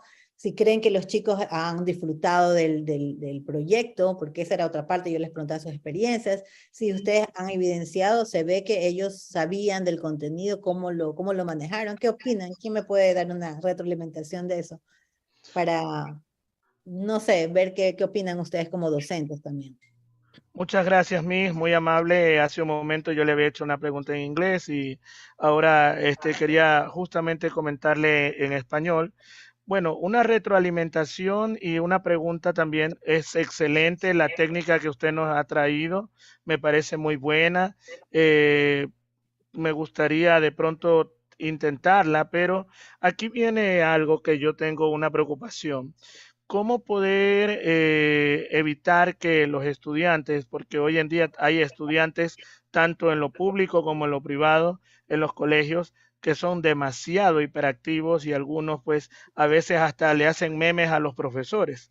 Y yo veo que se tienen que grabar, tienen que grabarse videos. Entonces, ¿cómo podemos evitar de que no vaya a haber algún inconveniente con la disciplina? De pronto, usted sabe, de pronto le vayan a hacer memes a los compañeros, le vayan a coger los videos o le hagan captures a las fotos, no sé, de pronto, para que no vaya a haber eso que le llaman el cyberbullying, ¿no? Y la actividad es muy buena, pero de pronto vaya también a llegar a degenerar en algo que vaya a tener repercusiones, ¿no? Porque la materia de inglés, pues, llevándolo de una manera en la que los chicos no se sientan aburridos, como dibujar y pintar, excelente, me parece muy bien. Pero a la hora de grabarse los videos, muchos de los chicos los han hecho en sus casas, y bueno, como le digo, aquí yo tengo ya algún tiempo trabajando con estudiantes, conozco que hay unos estudiantes en unos cursos más difíciles que otros, entonces, ¿cómo podríamos evitar que se vaya a caer en esto de que hagan memes o hagan videos o Photoshop, cyberbullying y esas cosas, estimada doctora? Sí, yo pienso primeramente que eso ya es dominio del docente, cómo lleve con sus estudiantes, porque ahorita estoy haciéndolo con videos, ¿verdad? Porque la pandemia nos llevó a eso, ¿verdad? No había otra forma de conectarme con ellos, pero también lo hacemos presencialmente. Ellos, incluso los niños chiquitos, yo los hacía cuando estaban en una escuela, al final del parcial, ellos tenían que traer una cartulina 4 con su dibujito, con una oracioncita del mismo evento, de la misma lectura que habíamos hecho, el fantasma de Canterville, Drácula, cualquier otra historia, y la poníamos afuera del curso, afuera en la pared del curso, poníamos todo así con foamy, bien bonito, el título del libro y las carpetitas de cada uno de ellos, las tarjetitas, ¿no? Para que todos vean cómo cada uno capta la imaginación, y todos veían que era la misma escena pero de diferente dibujo, porque eso no estaba, y el librito no tenía imágenes, entonces era todo producto de su imaginación, y yo les decía, así son los productores de cine, ellos le presentan la misma película con diferente visión, porque es su visión. Entonces es un momento como de seriedad, ellos se sienten como orgullosos de lo que están haciendo, y nunca en mis 20 años he visto ni en lo digital, ni en lo presencial, ningún tipo de bullying de los estudiantes, ¿no? Además de eso, esta aplicación Flipgrid, que la uso en la universidad, ¿verdad? Es una clase que yo como profesora la creo, y solamente tienen acceso a mis estudiantes. Entonces, y ya ellos ya saben, y les digo siempre, eso es para ustedes. Yo voy a chequear que ustedes hayan hecho su trabajo, pero yo no voy a calificarles la pronunciación, los dibujos, no, yo solo voy a ver que ustedes han hecho la rúbrica que yo les dije, hayan cumplido con todos los pasos y ya. ¿Por qué? ¿Cuál es mi interés? que ellos practiquen, que ellos se suelten con toda esa confianza de que no van a perjudicarse en su calificación si hablaron mal, si escribieron mal, si dibujaron feo, ¿no? Entonces eso yo siento que les da a ellos seguridad, libertad y lo hacen, ustedes vieron, de una manera tan espontánea. Habían otros más en las que las chicas salen súper así extrovertidas porque, y me dicen, no, yo antes tenía miedo, pero ahora no, me siento libre porque sabe que yo no los voy a juzgar, ni sus compañeros tampoco. Y siempre les estoy diciendo, todos están en el mismo nivel, si no, no estuvieran aquí en este momento, ¿no? Entonces, yo pienso que la confianza que le da el profesor va a quitar cualquier otro gana de molestar de los estudiantes. Entonces, ese sería mi consejo. Muchas gracias, Ms. Morales, nuevamente por su gran aporte con esta presentación. Lastimosamente hemos llegado ya al tiempo límite y vamos a, por lo tanto, concluir esta primera conferencia. Le agradecemos nuevamente a la doctora Morales y le deseamos mejores éxitos en sus futuros proyectos. Muchas gracias. Pues estoy a las órdenes. Cualquier cosa que necesiten, si quieren implementarla, me pueden contactar. Muchas gracias por la invitación. Éxito. Thank you. Okay. Great. I just want to remind you to the ones that have just accessed this video conference that the attendance will be taken at the end of the session today. La asistencia será tomada al final de la sesión, cerca de las 6 p.m. Así que por favor estar atentos al final. Muy bien, vamos a continuar con, we're going to continue with the next presentation, which is a ponencia, a shorter presentation from Mr. Lelis Atilio Candado Alcivar. His topic is Short Films Festival, 8 Minutes in the Cinema. So we welcome Licenciado Candado. Thank you so much. Okay, do you listen good, please? Yes? Yes, we can You hear listen? you. All right, thank you so much. All right. Okay, I will try to advantage to the time because I only have 10 minutes for this conference.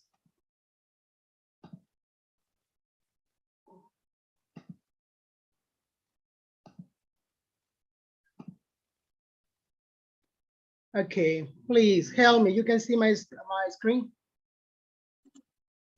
Yes, we can see it.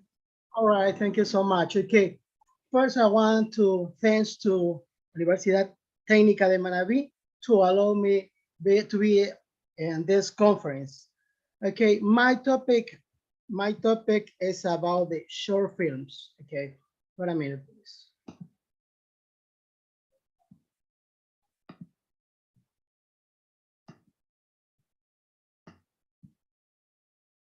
A minute, please. I have a problem with that. Okay, well, I know you can see my slides. Okay, I'm going to start my conference, okay, with this word for reflection. In a world full of myths about learning language, there are some fundamental truths. There are two ways to learn a language. We can learn in a language or we can learn about a language. In is a natural way, just like to learn our first language. About is a natural way, what we call traditional language teaching. Learning in a language enables you to have one unique, powerful thinking system.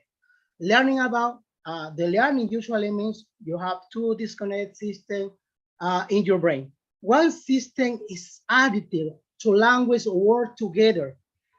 Two systems are subtractive. One language can work against the together. Learning in a language helps to think creatively and develop the new ideas. Now, research shows the advantage we experience in we learn language in the natural way. These are how we perceive the world around and solve the problems, how we think more flexibility and deeply, the way we remember things, how we filter the process information, and how understand to relate the communication with others.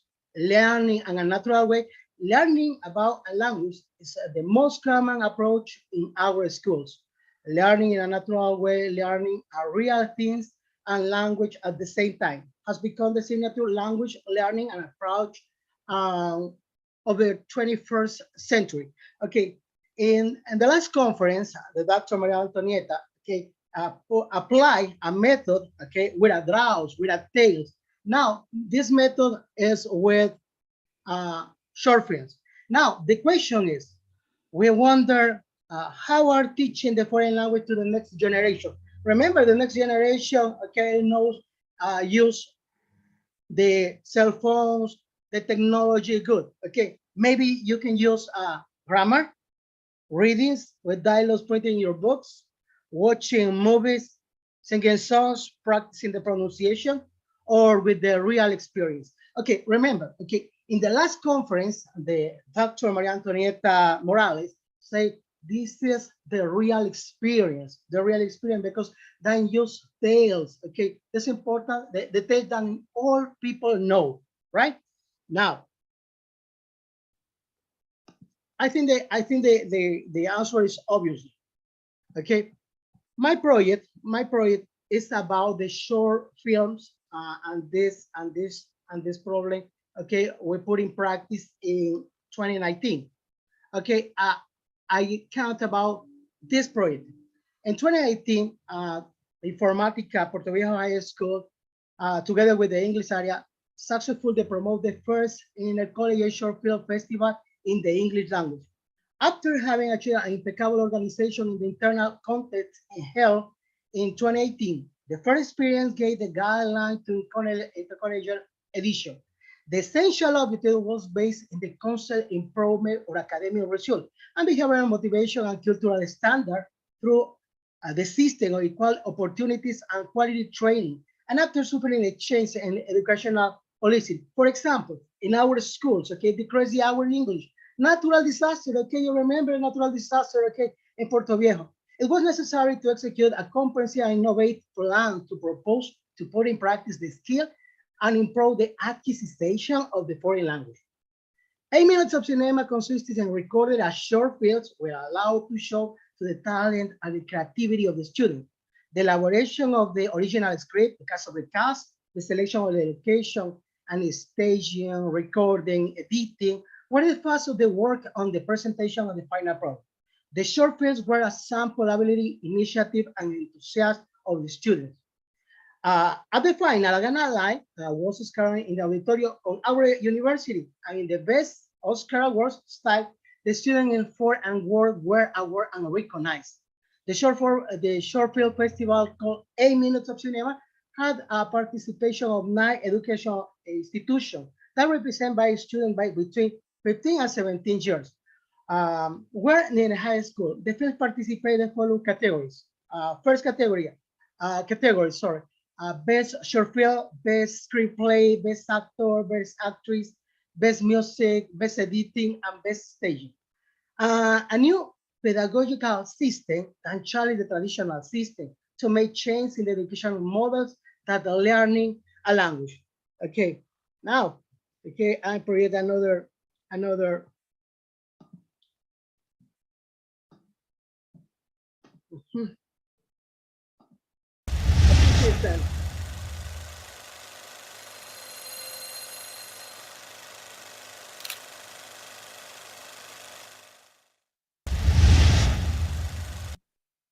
Okay, well, here we have the big concept about the short film. The pedagogical nature of the short films house a number of education strategies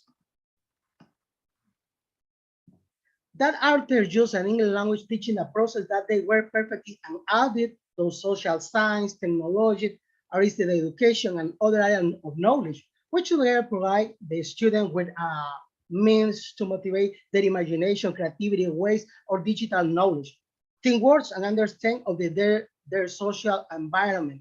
The same ones they guide the guidelines to express their initiative, speculation, and interest.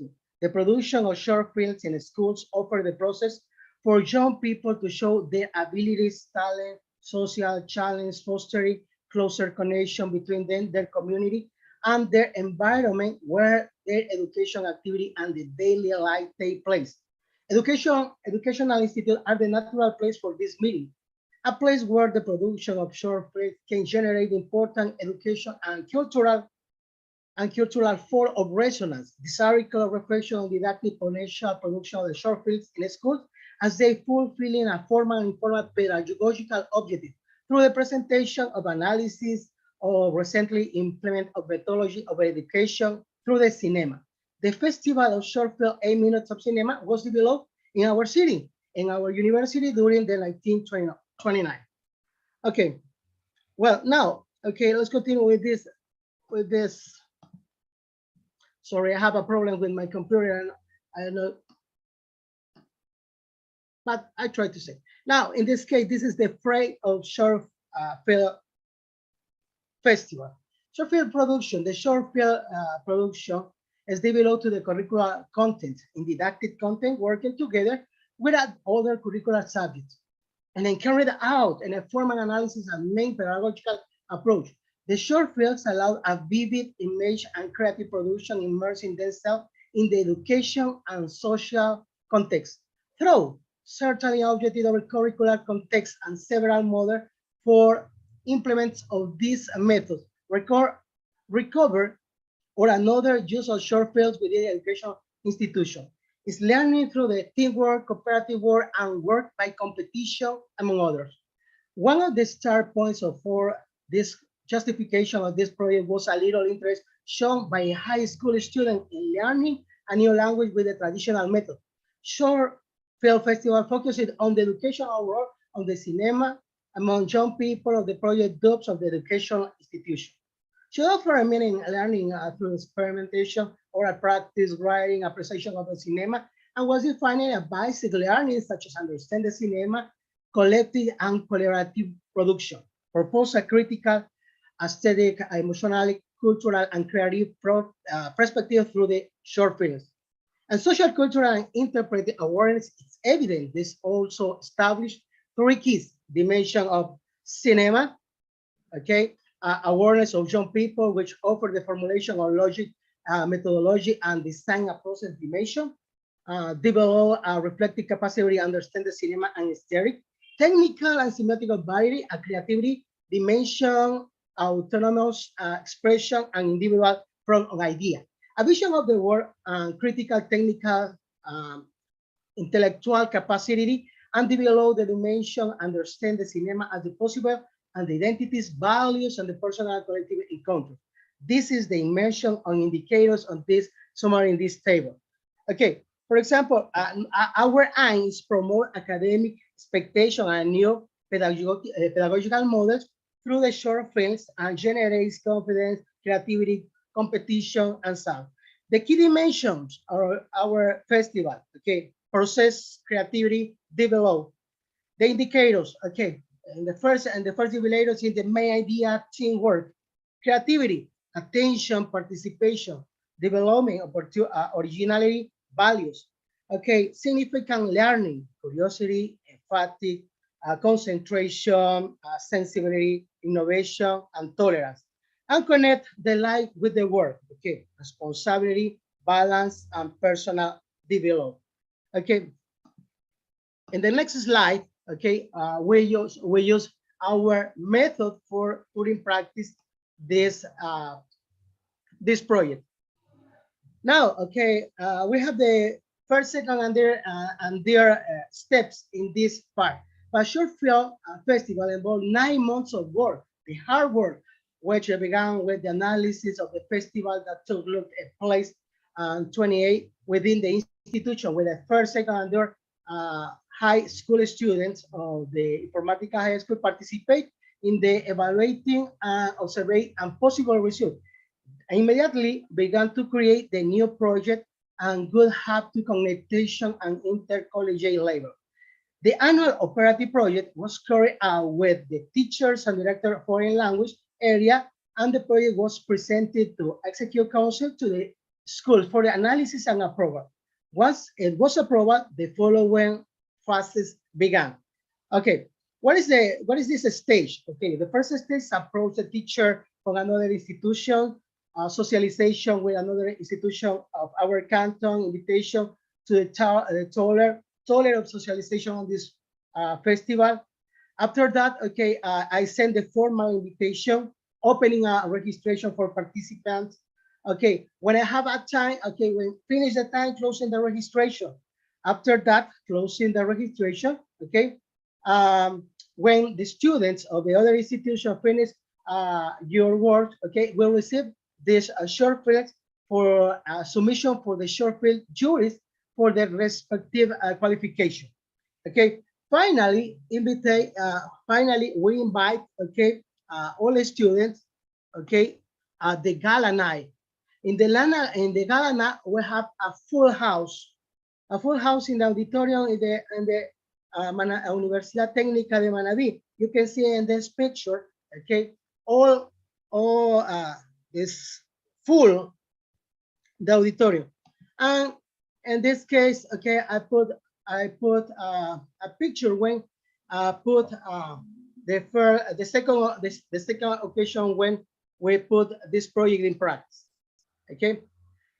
In the finalists, okay, we have 4 high schools. Okay, between them, Rosa Granizo High School. Rosa Granizo High School shows a real life story and the conflicts of the family. Okay, Bruno Sanchez High School, okay, show a short film called the true love. Okay, they show feeling a teenager true love. Informatica High School, our high school, okay, show short films, okay, about the games, okay, sometimes get dangerous. And the Uruguay High School, okay, show the story about the boy with Asperger, okay. Finally, we have a winner, okay. In this case, the winner was the Rosa Granizo Cisneros. I have a minute in this part, but I want to project all the short film, but you can appreciate, okay, in the integrate for this word. Okay, please look at this.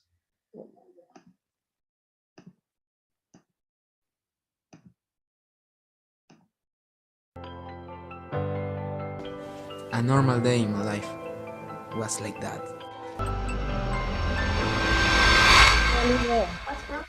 We cannot see the video. It's not projected. My stomach hurts, Mom. I'm going to prepare the tea. Exam not only showed that he could have a Marfan syndrome. Lymphocytes syndrome. What you're talking about? My son doesn't have nothing you are talking about. Calm down. Sam has a Marfan syndrome. His heart is not well. He's dying, Charlie. He's dying. No, my son cannot die. Why God this happening to me? Everything is not looking well. My mom only cries. And my dad, I only see him rarely. Doug, you will be here.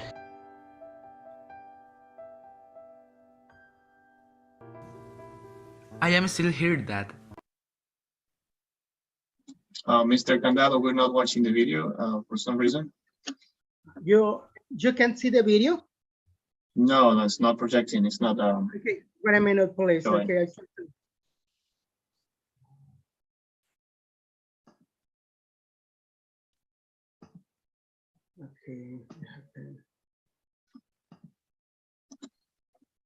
Please tell me 1 minute. Okay, I'll try to.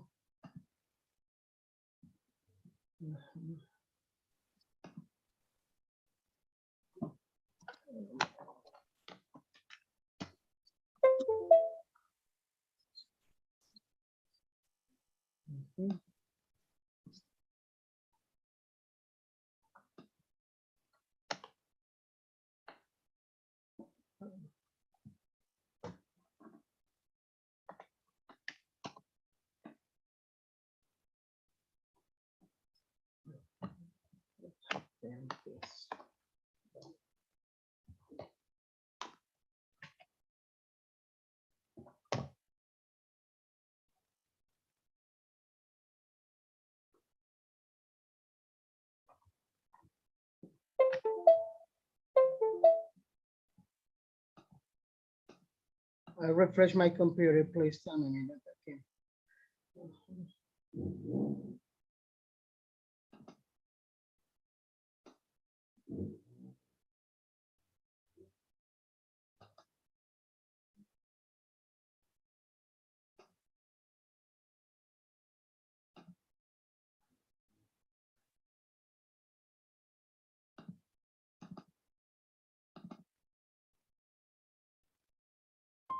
Please, you can see my video now.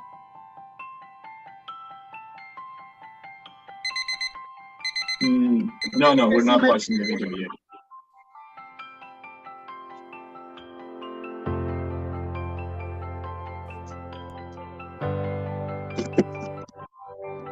We cannot watch the video yet.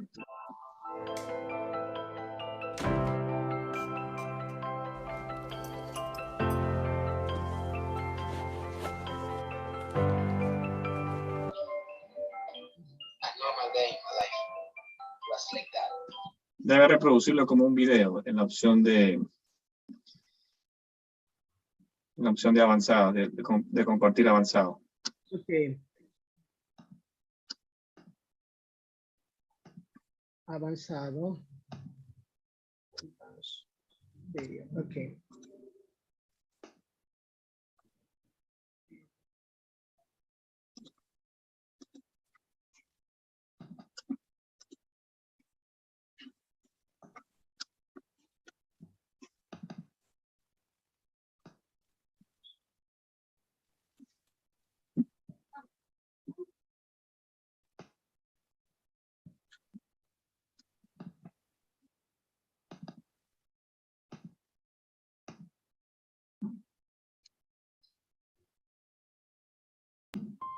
Now, please. Yeah, now we're watching it. Thank you.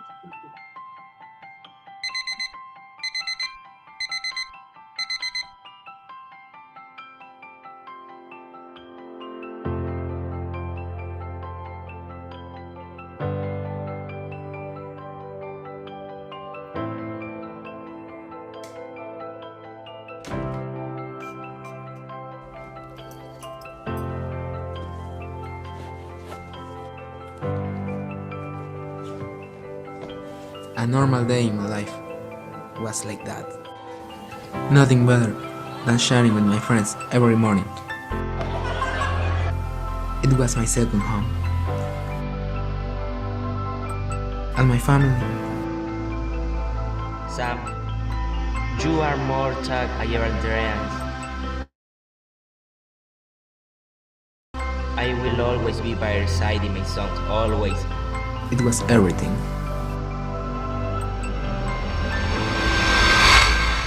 What's wrong, son? How do you feel? My stomach hurts, Mom. I'm going to prepare the tea. If you don't get better, I will take you to the hospital. Please, Mom, take me now, right now. I cannot stand the pain. It is so strong. Okay, wait a moment. Mr. Yuri, I have some exam complete. It's okay. Doctor, please don't stay in silence. Tell me what's going on. I'm very tired since yesterday.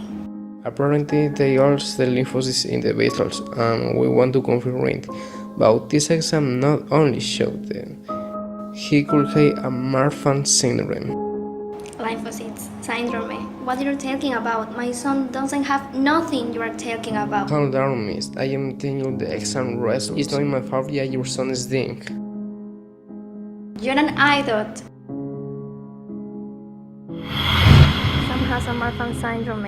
His heart is not well. He's dying, Charlie. He's dying. No, my son cannot die. He cannot. Only he cannot. No.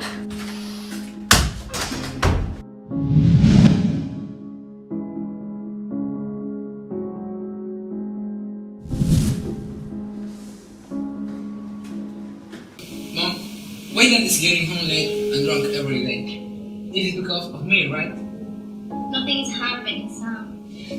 Don't lie, Mom. I am 14 years old and I know this is my fault. You cry all the time. I have seen you crying. And Dad, he comes drunk every day and ignores me up. Nothing is the same. Tell me, what is happening, please? Nothing is happening, Sam. I'm busy right now. Or don't you see me? Go do your work now. Why God this happening to me? Everything is not looking well. My mom only cries. And my dad, I only see him rarely. It's like he will not like with us. And I can see him, he is wrong. I feel very tired, without energy. I am starting to believe what the doctor said, it was right. I am dead. I am sorry. I am sorry, you are right. I have been an idiot. I have wished time drinking. We have to tell Sam. We can't handle this anymore. I think he has a suspicion about it, but we have to tell him. I cannot do it.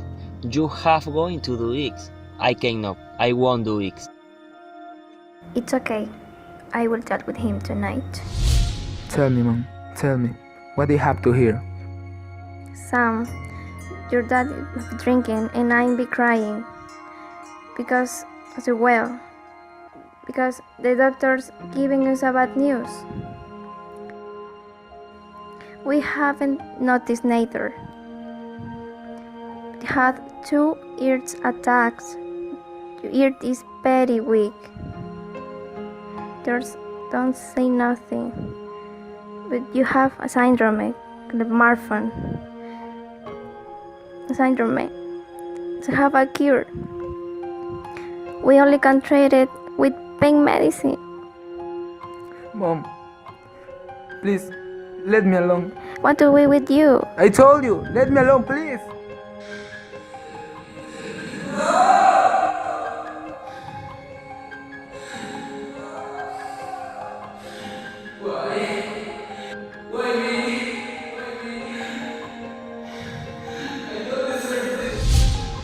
I love you, Sam. I want to know how do you feel. Are you going to come? Well, don't forget to take love. You wish all my strength. I will give everything for you stay. Nothing is forever.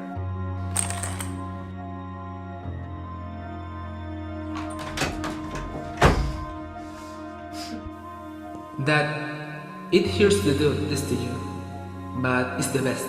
I want you to get close to me because I'm going to leave you very soon, and you're going to suffer so much like me right now. I hope one day you will forgive me and understand me that I need from you to look at me different, and you will remember me as the worst that could happen to you in that way. It won't hurt you, my departure.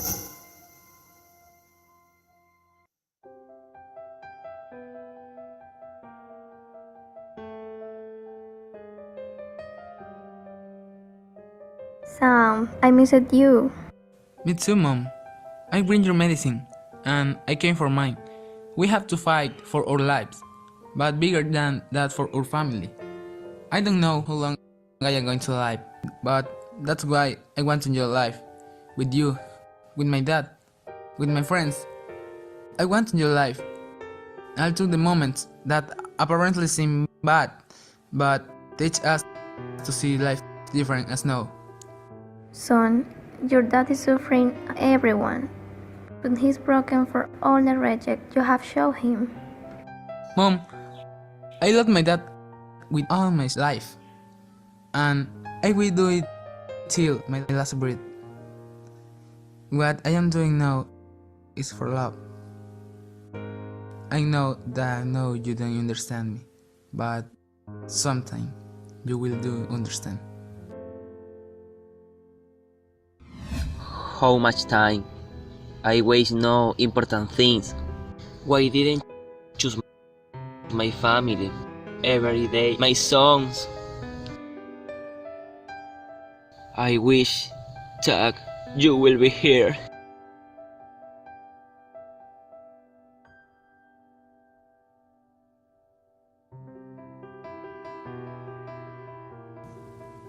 I am still here, Dad. I am not going to waste any minute with you and Mom too. I have decided to continue living every day with all my strength. Do you have still my shame? I think you have threatened to me.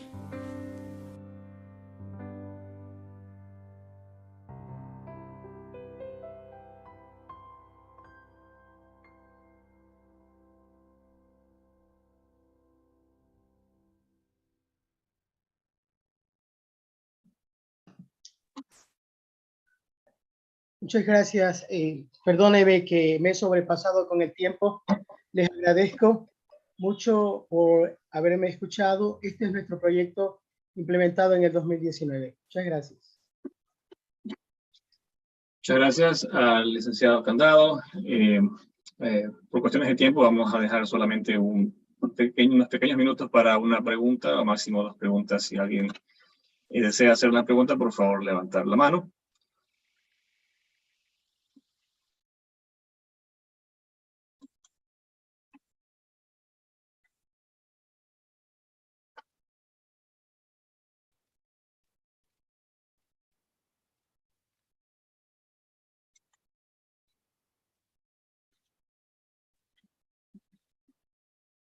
Ok, tenemos 2 personas que han levantado la mano, María Antonieta Morales. Ok, doctora, por favor. Sí, Doctora buenas tardes. Muy bonito el video, muy bien elaborado. Mi pregunta es si este proyecto es a nivel de un curso en específico o es como un club o algo donde las personas se inscriben para hacerlo o cómo funciona. Bueno, le comento que al principio, en el año 2018, hicimos un concurso de cortometrajes interno en el colegio, solamente en nuestro colegio. Y luego lo proyectamos para el siguiente año y para hacerlo a nivel cantonal. Lastimosamente nos cogió la pandemia porque pensábamos hacerlo ya a nivel provincial. Pero nosotros les enviamos una invitación, hacemos un taller con un especialista especialista en cortometrajes. Asiste un profesor de la institución delegado, él a su vez transmite la información y una vez que tiene la información lista, se pone manos a la obra con sus estudiantes y elabora su propio script, elige las locaciones y al final pues se les premia en las categorías que dijimos en la intervención. Ya sea, es un concurso que los estudiantes se inscriben. Así es. Lastimosamente la pandemia no nos permitió continuar, pero esperemos que el próximo año lo podamos hacer ya a nivel provincial. Muchas gracias. A la orden, gracias a usted. Muchas gracias. Si había la otra persona. De pronto alguna otra última pregunta.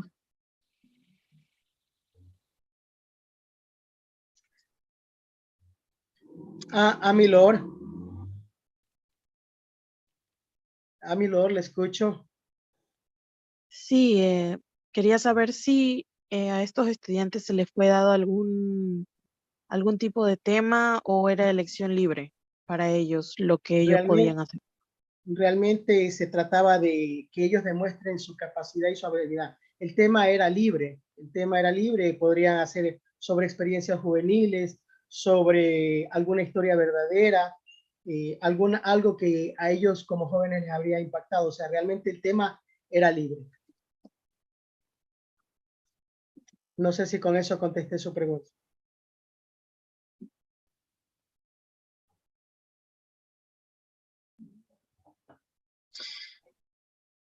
Muchas gracias, entonces. Le agradezco mucho. Gracias, hasta luego. Muchas gracias, licenciado, por su aporte y éxitos en sus futuros proyectos. Bien, vamos ahora sí a continuar con la siguiente ponencia. Next, we have Ms. Marta Elizabeth Castro Quiroz. She's my colleague from the Institute of Languages at the Universidad Técnica de Manaví, and she's going to do her presentation on storytelling to improve the English language teaching and learning process at Universidad Técnica de Manaví. Marta, welcome. Thanks, Javier. Nice to see you. Nice to see you all. Okay, thank you for your introduction. Let me share my screen. Here it is.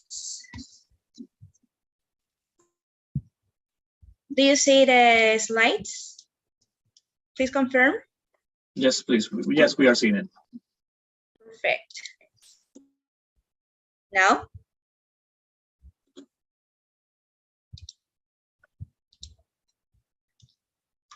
Okay, because of the time, I'm coming to the point. Thanks a lot for your participation and also for your attention. This is a running research that I'm doing for a second master program, I'm going to guess if the storytelling to improve the English language teaching and learning process at the Universidad Técnica de Manabí. Okay, thanks to the recent scientific and technological advances, coupled with social inequalities and the devastating impact of the COVID-19 pandemic that all we know, education worldwide is at a crossroad between running on an unsuitable path or reinventing itself. To the respect, Robert Terragosa, 2013, states that in the world of work and education, almost nothing is the same as before. And Clavijo, at 2020, mentions that innovation is a process of adapting changes that lead to the transformation of the way things are done. In this sense, the teaching of English language and its skills has also undergone changes. Its incidence in the growth of science and technology is becoming more and more noticeable. For this reason, among many others, it is proposed that this language cease to be considered as an alternative of study, but as a complement in the professional training for undergraduate students.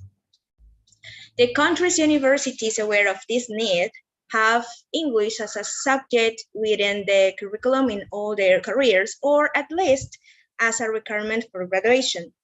Adler, at 2013, provides specific innovative approaches to foreign language teaching techniques and methods, and according to him, the recommendations are they should be analytical, structured, interpretative, and critical. The objective of learning English is to be used in the student's daily life and environment in which he or she carries out their activities. This is why generally the learning process takes place in the classroom where control activities are carried out. So we are part of this process. What we have found during this research is that the generation of activities with traditional methods, superficial development of activities, use of conventional materials as learning resource, or proposed content like in resource have limited us of strategies for reading skills development. As teachers, we have the obligation to reinvent ourselves. That is why the idea of doing this research that first allows us of doing research based on new teaching methodologies and how they facilitate the learning of children and teenagers of these times. So this is innovation at all. With the application of this methodological strategy, we have this objective to design a methodological strategy based on the storytelling that is strength to improve the teaching learning of the English language through reading in the students of the first and second level of the Pedagogía de los Idiomas Nacionales y Extranjeros career at the Universidad Técnica de Manabí. What we want to guess with this research is that storytelling through reading, the students of the first and second level of the Pedagogía will improve their English language learning, and also they will get a good way to learn it through the development of reading. Why reading? Because in the English language, the mastery of this skill is elementary, since it facilitates the construction of knowledge. And storytelling is a methodological strategy that seeks, through controlled activities, the acquisition of knowledge and its application, thus improving the student's level of English in its four skills: reading, writing, listening, and of course, speaking. What are the methods and material that we used? Well, related to this research, it has non-experimental design, and it is analytical with a quantitative approach. And according to its orientation and temporality, it is applied and diachronic. The population of this research, as I have said before, it is the first and second level of Pedagogía de los Idiomas Nacionales y Extranjeros students, and also there are 4 classes, that consists in 175 students approximately. Okay, and for the data collection, there will be used some instruments in order to examine the achievements in reading skills and its productions. The results that we are looking for are expected within the completion of this research and will mark an important milestone in the evolution of teaching and therefore learning. It is expected not only to be better command of the language, but also the development of other skills and the possibility of applying them to daily life in an effective way.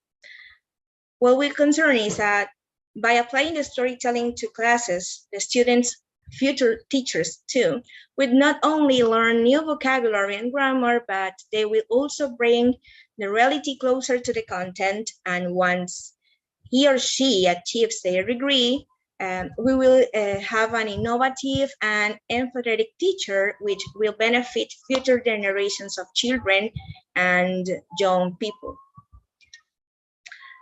The conclusions expected after completing this research are through storytelling, we can help the students to improve in their reading comprehension because it could be considered as one of the best strategies in teaching English, especially in teaching reading process. So it will be supported by the obtained results at the end of this research. And this will give us the guidelines to suggest the use of this strategy to other institutions with other levels of students and always adapting the strategy to the other context and interest. Reading through storytelling may use to improve literacy, cultural connection, to increase participation, encourage imagination and creativity, to promote happy feelings about reading and listening, speaking and writing. So we have a complete learning of this beautiful language. That will be my presentation. I'm happy to hear you. Let me know. Great, thank you, Marta. We're now in the round of questions and answers. If you have any question, please raise your hand. Please let me know. Doubts and hesitations. I'm so happy to hear you.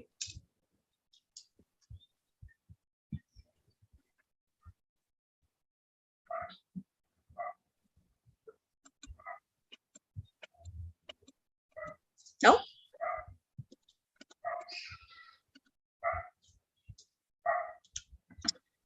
Perhaps some comments or feedback. That will be also nice. Maybe I need yes. Okay, we have Maria Antonieta. Miss. Okay.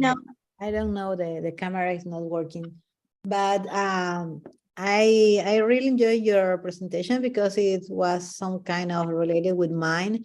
Yes. I would like to see I don't know, an example or something in order to know what is especially, because everybody knows what is storytelling, but maybe a little example of what you get and the experience of students.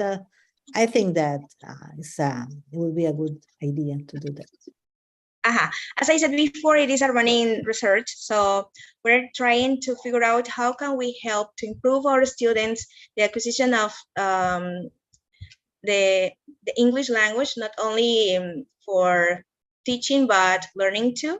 And the idea is to create a strategy of 4 steps in which we all can produce our own text, maybe according to the reality of our students. And also we will have a space to share, like by reading or speaking in this way, about their anecdotes, maybe I don't know, the things that they would share with us, and at the end of these 4 stages to have the production. Okay, so in this way we're integrating the 4 skills, and also we will get not only the grammar and vocabulary acquisition, but the use of language, that it is very important, and how they would use the English or maybe the knowledge they have learned during this process to the daily life, not only for academic, but professional issues too. So there are many ideas that we have. This is a research that it is focused on the students of our university, because they will be future teachers, English teachers. So that's important because, as you said before, and Leslie told about that in a space, we are not more traditional teachers. We have to figure out knowledge and try to adapt it to the new necessities of our students that are so technological, and I don't know, with the use of social media like TikTok and Instagrams and something like that. So it is a wide range that we have to check with this strategy. I don't know if I have answered your question, Miss Maria Antonieta.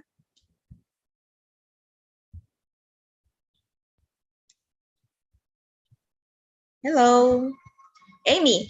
Let me know what you. Yes, we have Amy also trying to make a question. Yeah. Yes, at what age do you recommend to apply this storytelling? Or good question. In adults, you can also apply this?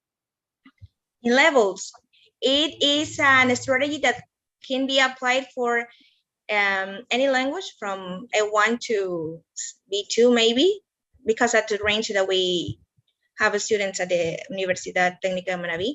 But it could be applied, or maybe adapted at first and applied for every single group of students. They could be from kindergarten, because it is very important for them to listen or maybe to read short stories adapted to the context, and also to the students that are in university or something like that.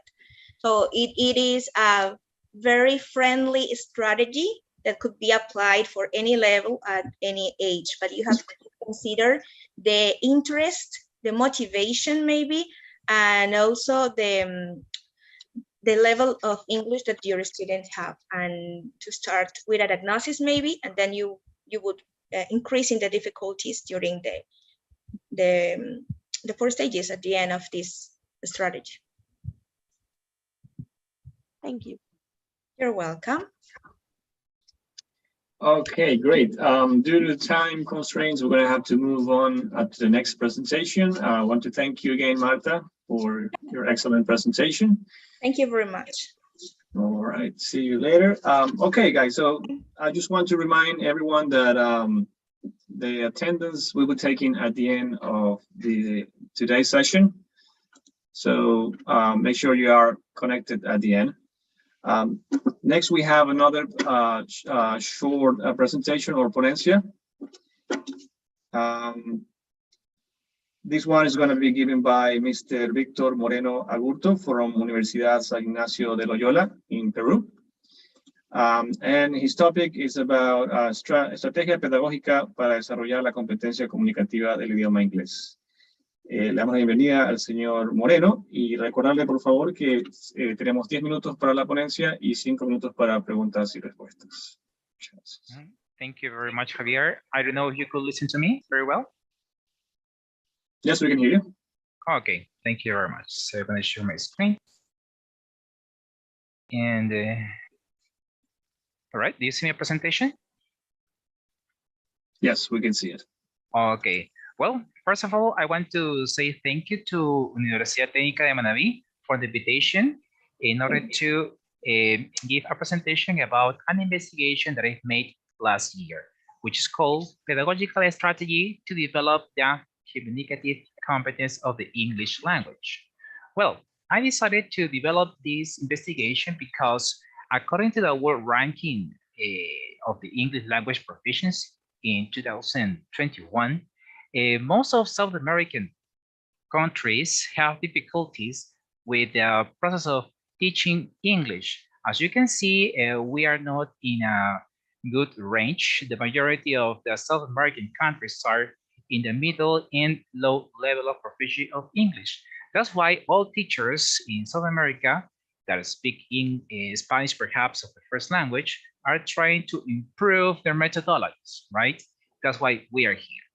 So based on this, also considering some policy map for English language learning process, There are many aspects to improve, like legal framework, also some learning standards, also students' progress, and teachers' qualification. So in this case, I'm from Peru, and all teachers in the institution where I work wanted to consider to innovate and improve our pedagogical strategies in order to develop the communicative competence of our students. That's why we have this context based on Minedu 2020, the British Council, Cronquist and Fisling, Education First, ORE, and UNESCO. So in my investigation, I decided to establish this question: how to develop the communicative competence of the English language in the second grade students of a private educational institution in Lima. So this is my first general question. And of course, as a general objective is to propose a pedagogical strategy in order to develop this communicative competence. So my thesis had this methodology. The paradigm was socio-critical, holistic approach, the type educational applied, and it was a non-experimental, cross-sectional, and descriptive design. Some of the theoretical methods, as you can see, are logical history, inductive and deductive, analysis synthesis, transition from abstract to concrete, modeling. Also in the empirical methods were observation, interviews, survey to teachers and also to students. And this is very descriptive. It's also important to say that this was qualitative, right? So based on the results by Atlas T, as you can see, we have this category: communicative competence and also pedagogical strategy. And the categories that were as a result in the Atlas T were the relationship between students and teachers. No, that was something that was really important to highlight.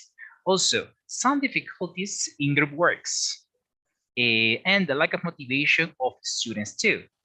Also, some difficulties with time management and integration. So based on this, I decided to search information and be based in the scientific and theoretical framework of these four areas. In this case, I have psychopedagogical framework, curriculum framework, the CLIL approach, which is approach that is very popular, and the communicative approach, because that's our goal. And now, this is my functional theoretical design, which has 6 stages. In the first one, it's important a shared vision, because in a shared vision, the idea is to involve not only language teachers, but also teachers from other courses, maybe from math, from science, in order to be involved and help the communicative competence of English. But how? Well, because English teachers can also pick up some context, because remember that this investigation is based on CLIL, which is content, language, and integrated learning.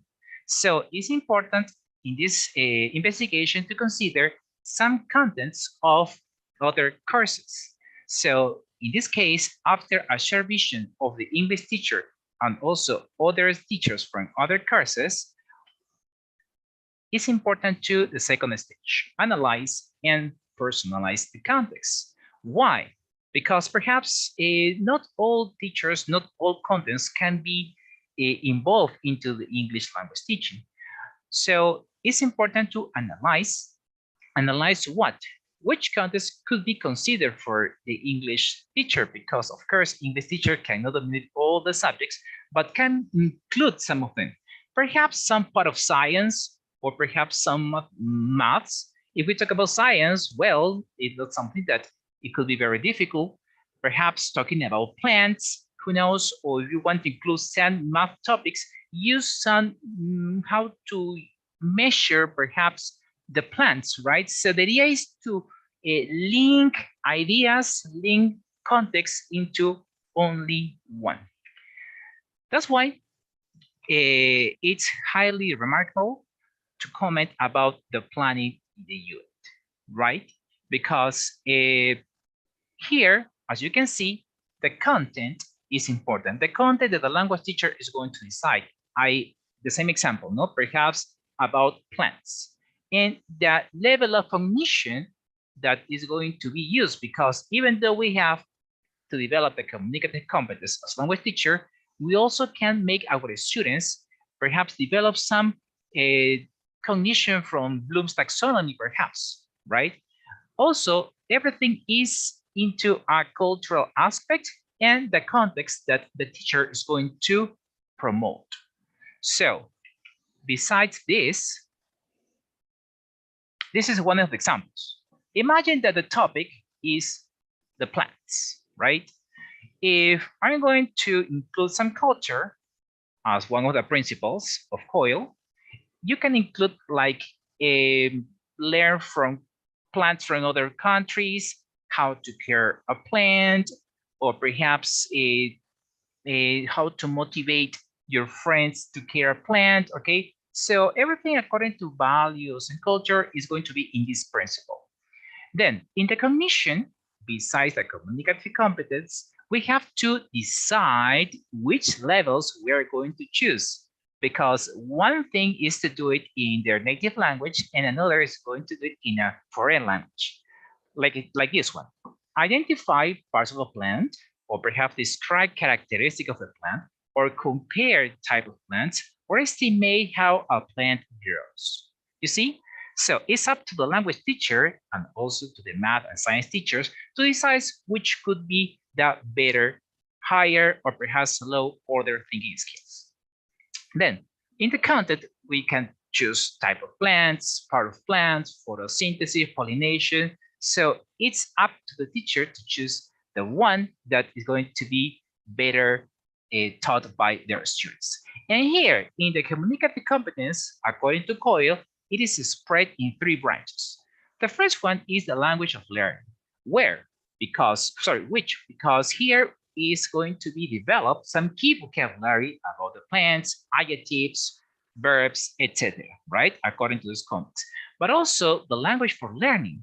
Why? Because the idea is to use this language of learning to compare, or perhaps to use the present simple, or to describe a plant, or to ask and answer yes/no questions. And also language through learning. Why? Because at the moment you are investigating, at the moment the student is involved into this context, this student is going to perhaps ask, trying to use new vocabularies. It's going to be spontaneous. It's going to try to think in English. And that is our main goal, right? Because of the curiosity they are going to have, it's going to be important perhaps to use some dictionary, but of course, if they can decode all the phrases, could be better. But this more or less is based on the 4 principles of CLIL from COIL. But our materials that we're going to prepare in the unit have to be meaningful, of course. Meaningful in what? Meaningful in time. Activities and materials based on the CLIL matrix that I'm going to explain in a minute. Also to consider the teachers and students' role and the time management. Be careful because some students, when are working for a long time, can get bored. But according to Cambridge, it's important to decide into 3 minutes time management or 10 minutes for long time management activities. Then the effective filter is also important. Some people can get frustrated, and that's why it's important to collect students' interest, what topics they really want to talk about. Because in English, we also talk about routines, we talk about habits, past tense, of course. But this investigation is trying to be out of the common context, is to give them something new, something perhaps more meaningful, more interesting, right? That could motivate them to develop their communicative competence. That's why here we have this matrix from CLIL, which we have, as you can see, cognitive demands, low and cognitive demands, and on the other side, we have low, high linguistic demands. The idea is to begin with a task A, which is point, with a low cognitive and linguistic demand. So it can be used for everybody, right? Also, here we have tasks B and C. If you can see, they are in a low linguistic demand box, but with a high cognitive demand, right? Because the idea is that the communicative competence shouldn't be an obstacle or a limitation to the student. Once the student have practice and is confident to continue, we can go to a task D with a high linguistic and cognitive demand. So this is me, for example, in one of the classes, using the plant and the screen in order to perform the activity. But this investigation, of course, is important to evaluate. But how? Well, monitoring this and also evaluating our lesson. Here, there are some questions that maybe in the future, if someone is interested in this, I can share. But they are reflective questions about the principle of culture. Remember, the principle of cognition, the principle of communicative competence, right? And also to evaluate what? To evaluate the matrix. Because let's see if you perhaps include an activity that is in the first box, with a low cognitive and communicative demand, but maybe it's too much for the student. So it's important to reflect and evaluate this process. Then, in the final stage, of course, remember that we begin with some colleagues. So these colleagues are going to give us some feedback. How? Well, according to COIL and the CLIL approach, it's important to record our classes and to make an analysis, a selection of key moments, right? Key moments of important part of the class in order to reflect and receive feedback from professional community. So this is my investigation, and according to the scientific question, I think, well, it was also considered valuable for the institution where I work, and I just gonna read the first one according to the time, that it was fulfilled to propose a pedagogical strategy that develops the communicative competence of the English language in the secrets of the students of a private education institution in Lima. Now these students are in secondary school, and of course they are very happy of being involved into this investigation, right? Well, and I want to finish with this word from Benjamin Franklin. Tell me and I forget it, teach me and I remember, involve me and I learn. Thank you very much.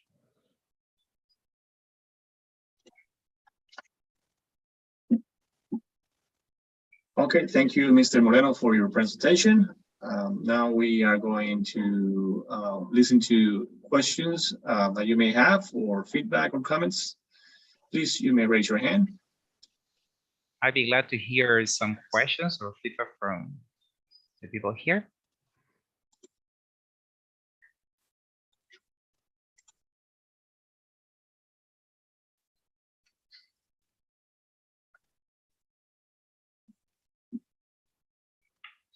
Maria Antonieta. Hi, good presentation, very informative elements. And I agree with you with the use of the Krashenov theory about the affective filter. It's very important that students have a very low affective filter in order to produce.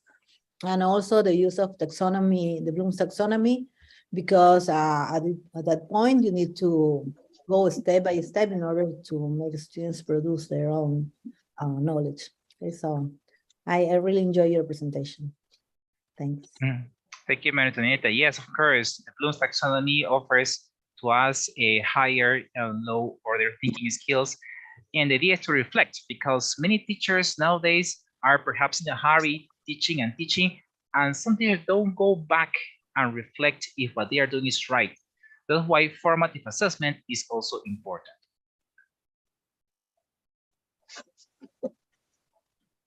All right, is there any more questions or comments?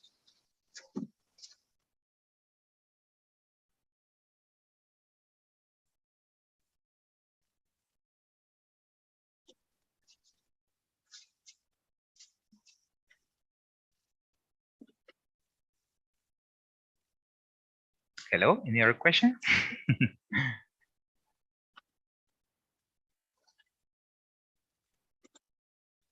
Okay, great presentation. It was clear. That's what I'm reading on the comments on the chat box. Well, if there are no more questions, but then we're going to conclude with this ponencia. I want to thank you again, Mr. Moreno, for your presentation, and we wish you the best for your future endeavors. Thanks a lot, Sierra. Thank you. Okay, continuaremos con la siguiente ponencia. La siguiente ponencia es un trabajo en colaboración entre diferentes autores. La licenciada Carla Mercedes Mendoza, del Instituto Superior Tecnológico del Pablo Emilio Macías, va a hacer la exposición en colaboración con los compañeros Carpio García Juan Carlos, de la Universidad Técnica de Manabí, y Mayra Chávez Navarrete, también del Instituto Superior Tecnológico Pablo Emilio Macías. El tema que ellos van a presentar es metodología de enseñanza en el proceso de aprendizaje del idioma inglés en las estudiantes del desarrollo infantil integral del Instituto Superior Tecnológico Pablo Emilio Macías. Por favor, estimados, recuerden que tienen 10 minutos para la presentación y 5 minutos para responder preguntas. Bienvenida, Carla. Hi, good afternoon. Good afternoon, everyone. Good afternoon, the authorities, my partners, my dear partners, and the general public. So it's an honor for me to represent in this lecture to my partners, Mayra Chávez Navarrete and Juan Carlos Carpio Garcia. Our topic was about, as you said, metodología de enseñanza en el proceso de aprendizaje del idioma inglés en los estudiantes de desarrollo infantil integral del Instituto Superior Tecnológico Pablo Emilio Macías. So, wait a minute.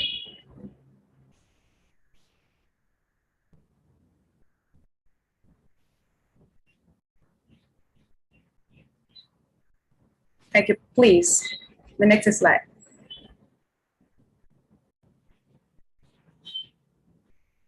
Okay, so this lecture will be in Spanish because we want to share this information to all of you, and we don't know if everyone here knows English, so vamos a hacerla en español. So, debemos recordar que la literatura que trata el tema de la enseñanza de lenguas en los últimos 5 años es muy amplia y variada, por lo que la revisión se ha enfocado en el nivel que interesa a este estudio. Es decir, el aprendizaje del idioma inglés en cierta edad del ser humano. El conocimiento de otro idioma es una herramienta que permite la comunicación con personas e instituciones que usan el inglés como una herramienta social, política o educativa. Por este motivo, la forma en que se imparte es de carácter prioritario, pues son precisamente las formas de enseñar, las estrategias o metodologías implementadas en este proceso las que darán como resultado el éxito o el fracaso en el logro de la competencia comunicativa. Entonces, la necesidad de enfocarse en este producto de enseñanza también es tema de investigación desde diferentes perspectivas, ¿no? En donde se debe compartir los hallazgos de este estudio exploratorio en cuanto al desarrollo de las competencias en la adquisición del idioma inglés. Y poder incluso concluir que es importante y relevante basar la enseñanza de una segunda lengua enfocados en la realidad de los alumnos. En contextos reales y considerando en todo momento el nivel educativo en su entorno. Next slide. Thank you. Entonces, frente a los desafíos por ser parte de la mejora de los aprendizajes, se hace necesario que el docente se encuentre armado con suficientes herramientas metodológicas que sean capaces de llegar a ser partícipes de un mejor aprovechamiento en cada una de las instancias que fortalecen el desarrollo autónomo del estudiante. Para lograr mayores y mejores aprendizajes se debe privilegiar los caminos en la educación, es decir, las estrategias metodológicas que llegan a revestir las características de un plan que debe ser llevado al ámbito de los aprendizajes se convierte en un conjunto de procedimientos y recursos cognitivos, también afectivos y psicomotores. Por este motivo, se realizó una investigación descriptiva con un modelo de enfoque mixto, es decir, cualitativo y cuantitativo.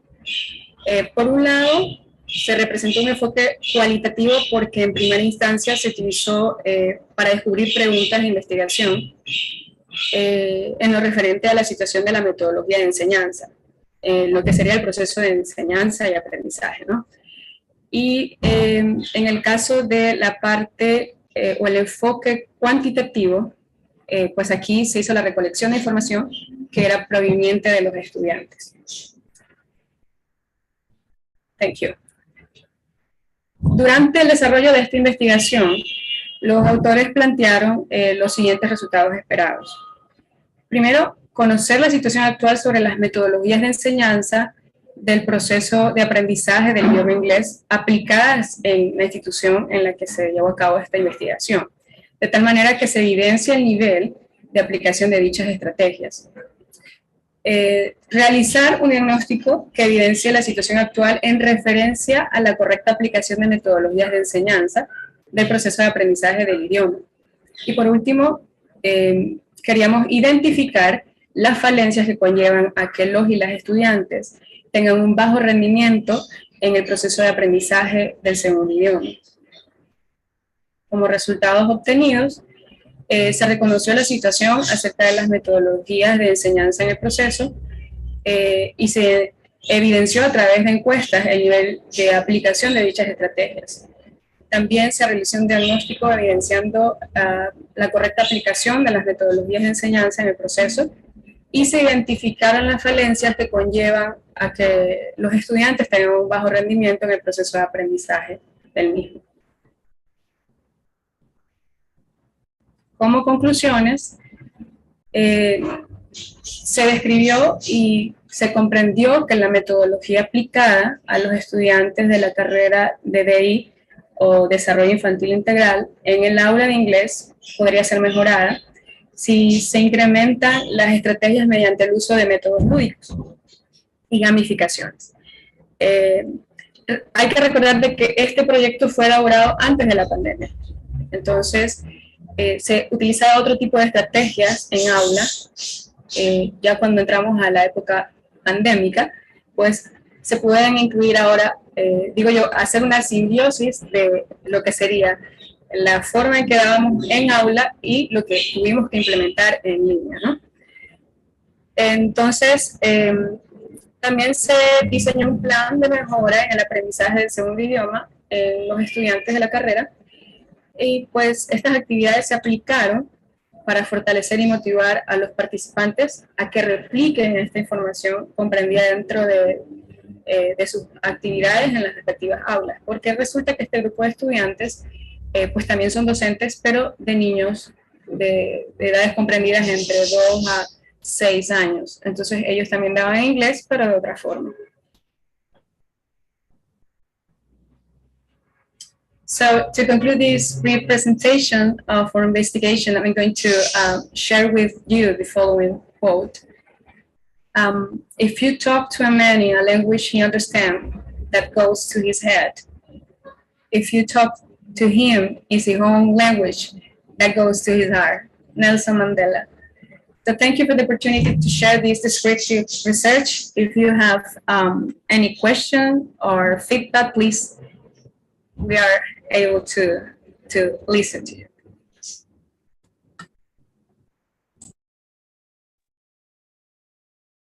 Muy bien, si alguien tiene alguna pregunta o comentario, por favor, puede alzar la mano.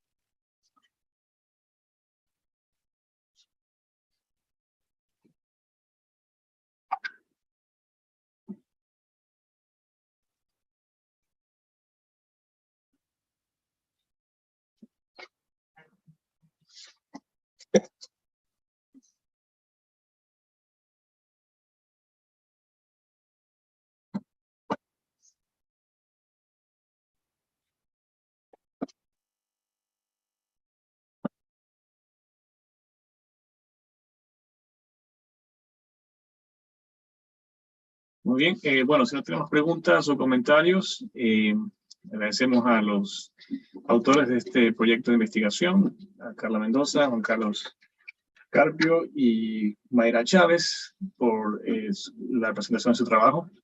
Éxitos a todos ustedes. Vamos a continuar ahora con la última presentación. We're going to move on to the last presentation, which is actually a conference. And I want to remind everyone that we are going to take the attendance right at the end of the session. So in about 50 minutes or 55 minutes, we will do that. Entonces, recuerden, por favor, tomaremos asistencia al final de la sesión. Bien, con nosotros tenemos al señor Paolo Fabre Merchan. I would like to just take a few seconds to talk about his background. Paolo Fabre Merchan serves as an associate professor and program manager in the Pedagogy for National and Foreign Language Teaching undergraduate program at Milagros State University. And he's currently collaborating at Kansas State University as a visiting scholar in Center for Intercultural and Multilingual Advocacy in the College of Education. He obtained a Doctor of Philosophy in Curriculum and Instruction at Kansas State University and holds 2 master's degrees in English language teaching and neuropsychology and education.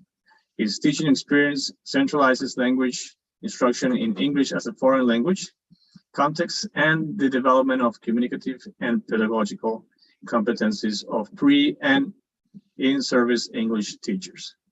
He has lectured and provided professional development training for English teachers in Ecuador, Peru, Mexico, Spain, and the US.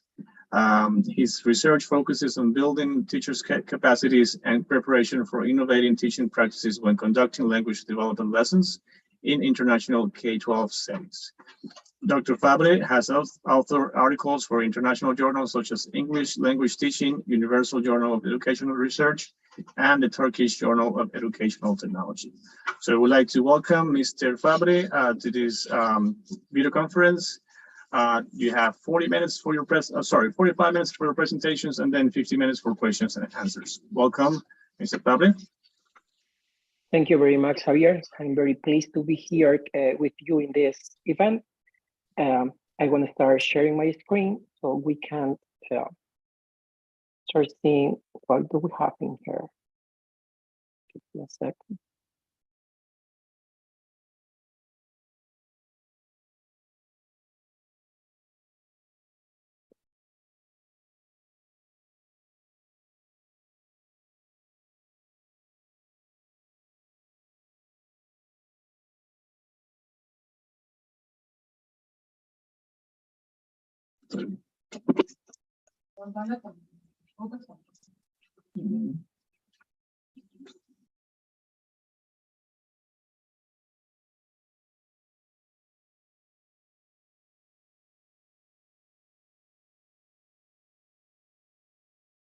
Okay, so the topic that I'm going to be talking to you today is accelerating English development in EFL classroom in Ecuador from a deficit to an asset perspective.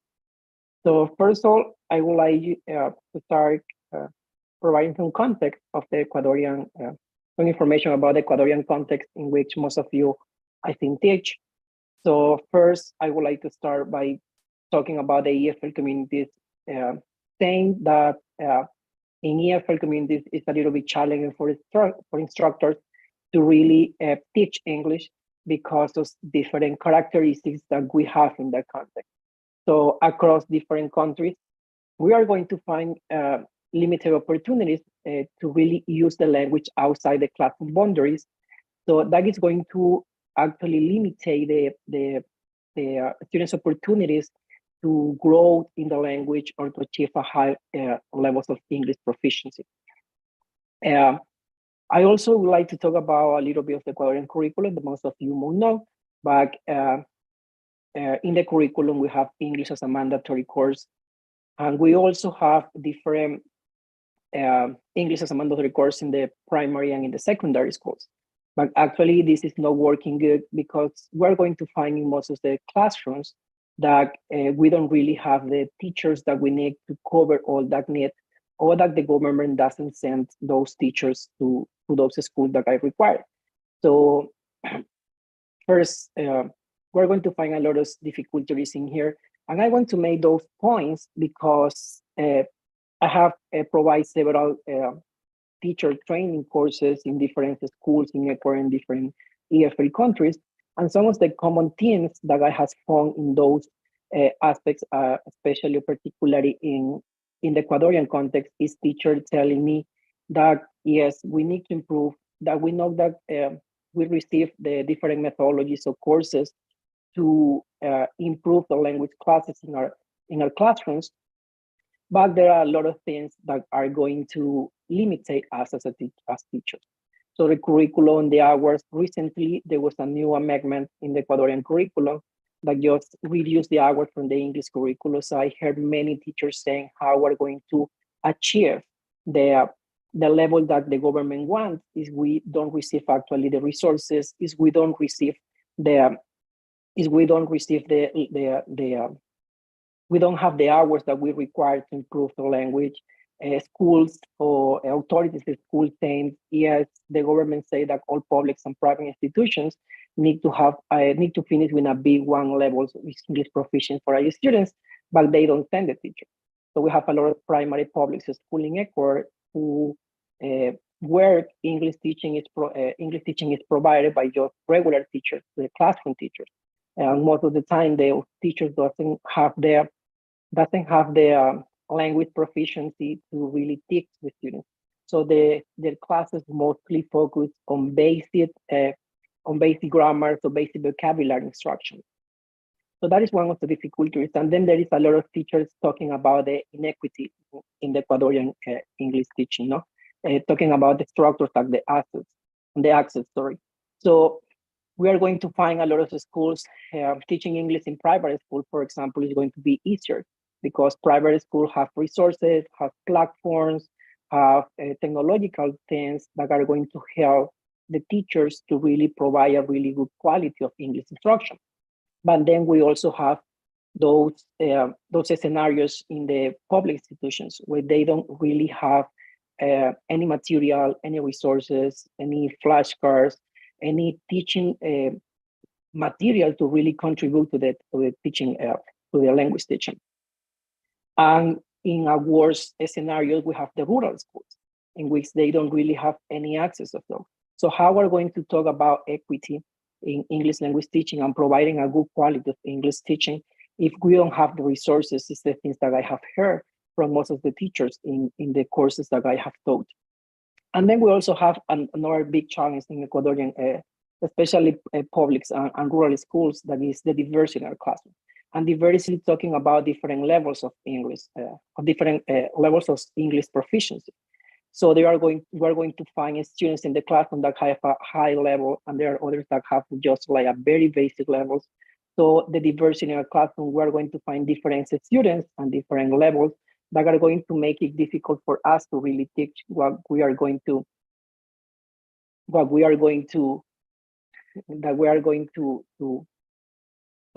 limit us to really make teaching, making the teaching a good teaching quality.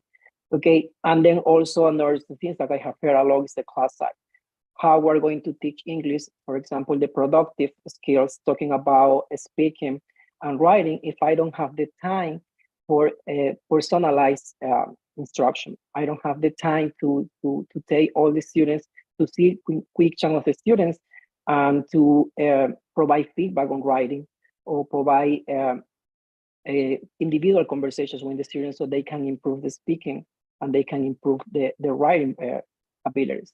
And also, I have heard a lot about the governmental supports, that they don't send materials, they don't provide resources, they don't provide the books, we don't have resources to teach. So there are sometimes that students need to do listening or stuff like, or activities associated with those language skills, but we don't really receive any technological resources. We don't have a computer, we don't have speakers, we don't have anything. So we can really provide a really good quality for the instruction of English for government. And that actually is true. So all those things are happening, but I want to invite you today to change our minds because there is always a way. Okay, it is true. Being an English teacher in Ecuador, and not only being an English teacher, ser un docente en general in Ecuador and in every part of the world is something very challenging. It's something very difficult. You are going to have a lot of, you are going to struggle a lot to really guide all your students into learning, and especially in an EFL context with a lot of limitations. But it's our job as a teacher to really change that.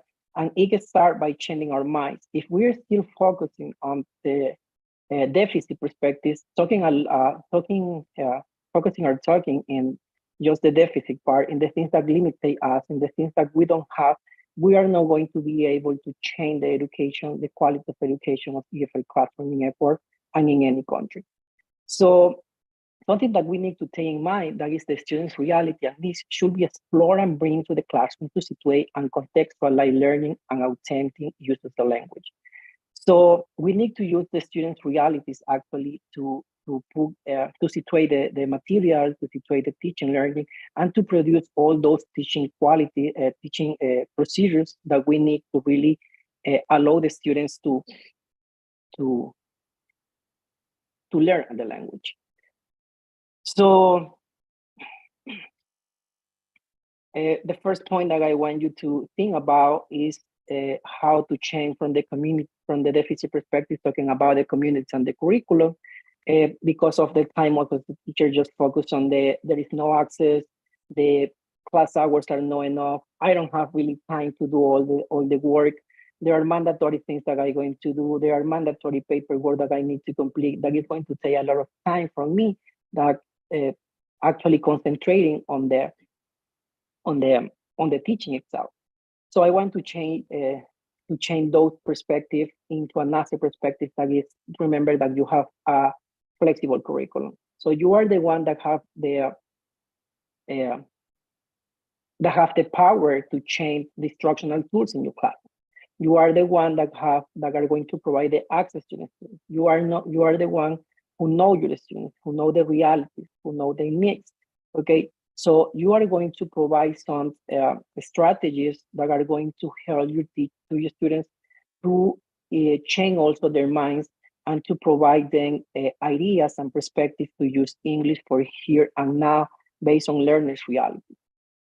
I have heard a lot of times teachers trying to motivate the students to English language learning y he encontrado un montón de casos donde los docentes utilizan frases como: imagina si tú fueras a estudiar al extranjero. Imagínate si conoces a una chica y necesitas hablar inglés. Imagínate, y vivimos imaginando un montón de situaciones que muy poco probables they are going to happen in our students' life, especially for public schools, okay, or for private schools. So why you don't change those motivational phrases and telling them and let them understand that they are going to use the language in their reality, okay? ¿Qué pasaría si tú aprendes inglés en una escuela rural? Ya serías trilingüe, porque tendrías el inglés nacional, el quichua, el chuar, o el idioma de ese lugar, hablarías español y hablarías inglés, ¿ok? Si vas a conseguir, podrías ayudar a mucha gente en tu comunidad. In public institutions, if you are going to graduate, you are going to have more access to a lot of programs, educational programs, a lot of scholarship programs abroad. Okay, vas a tener muchas oportunidades para esto. You are going to have more opportunities when you are going to find a job here in Ecuador. Because if you are going to a company and you speak English, or you speak another language, you are going to have higher opportunities to be hired than others that they don't have. So we need to really change those things into our the thinking in our students, and to show them that they are going to use the English language and the relevance of the language based on their reality. Okay, no cosas imaginarias que muy poco probable en su vida irán a pasar. So, and of course, for having our students talking and having our students in our classrooms to engage the students in learning and motivate them to learn a language, we need to know what the students bring to our classroom. Okay, the experiences that each student in a classroom have really matter. Okay, so the students are a person who have a lot of things that have lived a lot of experience before coming to our classroom. So the student is a person that have tradition, that have a native language that they can use to translate it to bridging from L1 to L2. They have profound literacy, they have practice, they have family dynamics. So debemos explorar y conocer los intereses y las realidades de nuestros estudiantes para que ellos puedan hablar de ellos en el salón de clase. Cuando realmente nosotros nos sentimos que somos escuchados y que somos queridos en un salón de clase, eso nos motiva muchísimo a participar, a conversar, a expresarnos. And that is what we actually need when we are going to learn a new language. We need natural interactions, that the students talk about their experiences, their needs, their interests, what they really need to talk. Okay, and of course they also have some prior knowledge. Okay, they need to talk about their communities, the environment, the realities, how to use the language in their own realities. Okay, their family employment, language brokering, community support system. As of course, they have also received some previous academic experiences. Okay, previous content knowledge, school literacy practice, school-based cooperative, collaborative skill, formal school dynamics. He visto un montón de veces profesores and that is a very common error that I have noticed in elementary schools. Profesores de inglés en segundo, en primero de básica, en segundo de básica, enseñando todo el abecedario. Cuando el estudiante ni siquiera sabe el abecedario, en español va por las vocales. Y en inglés, la primera clase, le enseñé todo el abecedario. Okay, so I need to know what the students really know, what is the academic background of the student. Okay, there is a lot of time in my classes and in many classes where the teachers focus their teaching in grammar. Okay, y usted va y le dice al estudiante, y esto es un adjetivo, y esto es un sustantivo, y el verbo tiene que ser, esa es la conjugación del verbo. But the students really don't know what is a verb, what is an adjective in Spanish. So we need to know, to explore what the students know. En una de las presentaciones pasadas, alguien hablaba mucho de clear, y muchas veces utilizamos clear, pero utilizamos con temas que los estudiantes realmente no conocen. So that is going to be more complicated for the students to understand. So working in collaborations with the subject teachers to go together, to work in cooperation, collaboration with the subject teachers are going to help us to really facilitate learning the students, because they are reading, they are using something that they already know, that is already established in the brain, so they can go to the next level, or taking those learners into English. One of the functions of the brain for memorizing new information, the first thing that we do is to get connections from other sources of other information that is already in our brain. Okay, cuando queremos recordar algo, es mucho más fácil recordarlo si lo asociamos a otros conocimientos que ya tenemos, si lo relacionamos con algo que ya sabemos. Si queremos, por ejemplo, acordarnos del nombre de una persona, relacionémoslo al nombre y apellido de un autor, de un actor, de un familiar, de alguien, y verán que después de 2 o 3 días no se va a acordar solo el nombre, se va a acordar por la referencia que hizo. Because you are connecting the new information to previous one already established in your brain. And that is something that we need to do. Al saber cuáles son los intereses, qué conocimientos the students already have on their brain, already established, we are going to facilitate learning. Y va a ser mucho más sencillo para el estudiante go from L1 to native language or Spanish into speaking English. So translating those knowledge that they already know to have it, to make it easier to learning in English. The second perspective that I want to talk about is the structure and access. So I have heard a lot of teachers saying that there is no material, that there is no access to language, we don't have technology, we don't have a speaker, we don't have a book to follow. And remember that, recuerde que el libro es un recurso nada más, no es el profesor. So, but we can find a lot of resources on the web, a lot of resources on the environment.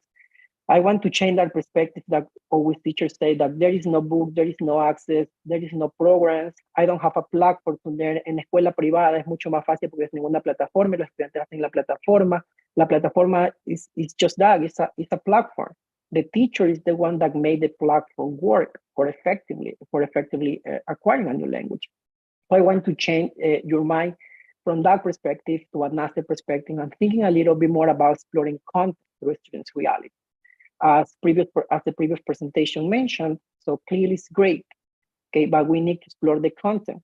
Los estudiantes no deben utilizar we don't need to base our classes into following some structured conversations in the book, because I have observed a lot of English classes in which the teacher just spend a lot of time, a lot of hours into the classroom in teaching grammar, okay, and teaching the sentence, and teaching vocabulary, okay? And also they spend a lot of time in following the conversations in the book. So practicamos listening por medio de un diálogo que nos da el libro y lo ponemos a los estudiantes a practicar en el vocabulario, en el reading, okay? But that is not actually what learning a language is. There is a difference between learning a language, learning the forms and the functions of the language, and using the language, acquiring the language for real purposes.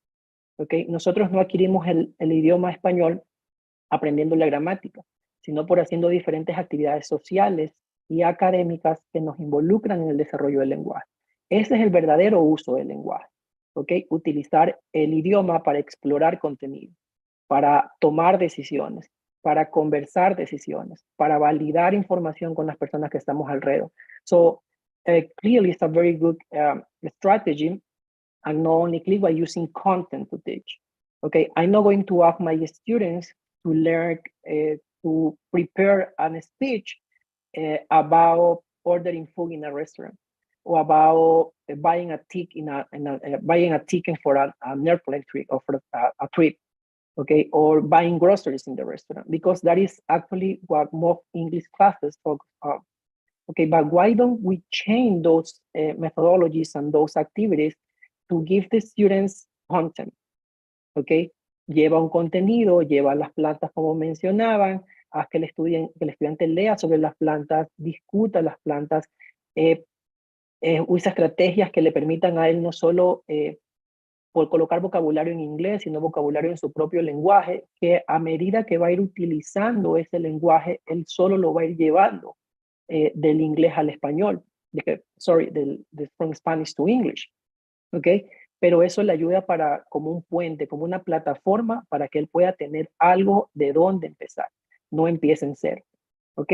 So the use of Spanish or native language in the classroom is also good, but to explore, to do those activities. So go teach English, provide the students the opportunity to explore the language, to hablar, utilizar maybe some words in Spanish, some words in English, to use the language for discussing in the class, to take decisions about something, and to demonstrate the learning that they have acquired.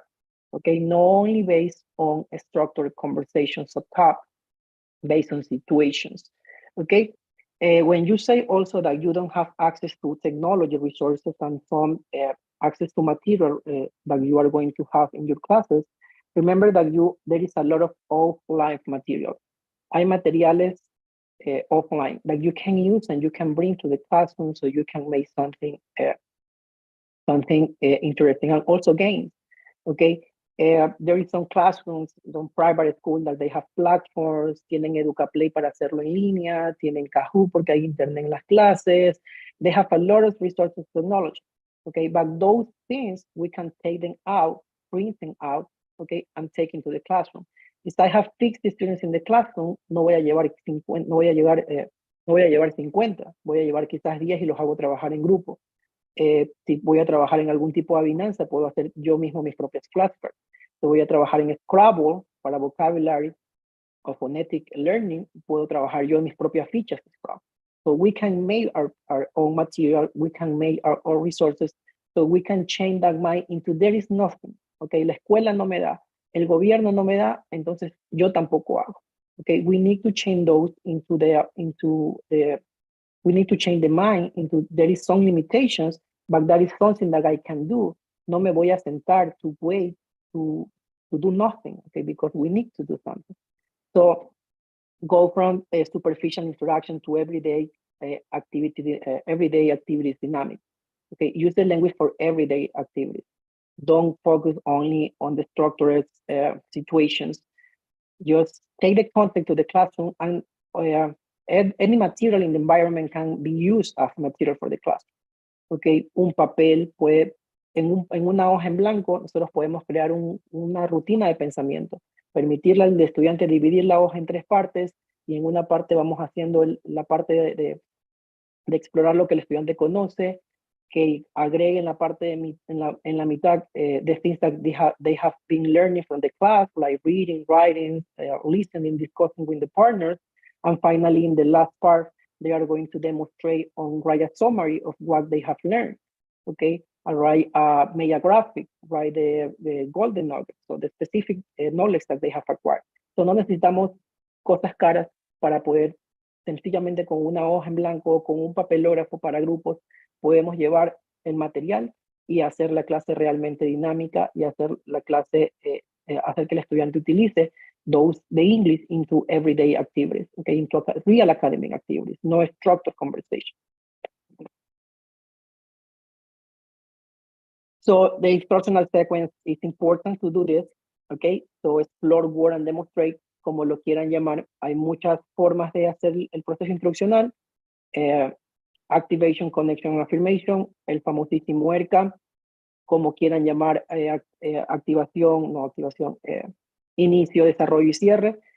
As you want to call it the process that you want to use. But the important part over here is that you need to provide the students a situation or some time to explore and what they know, okay, to make, to hypothesize, to make inference about what we're going to talk, okay, and not only talking, but also documenting the ideas. When we write something, we are going to remember it better, okay, and have the time to students not only talk, but explore.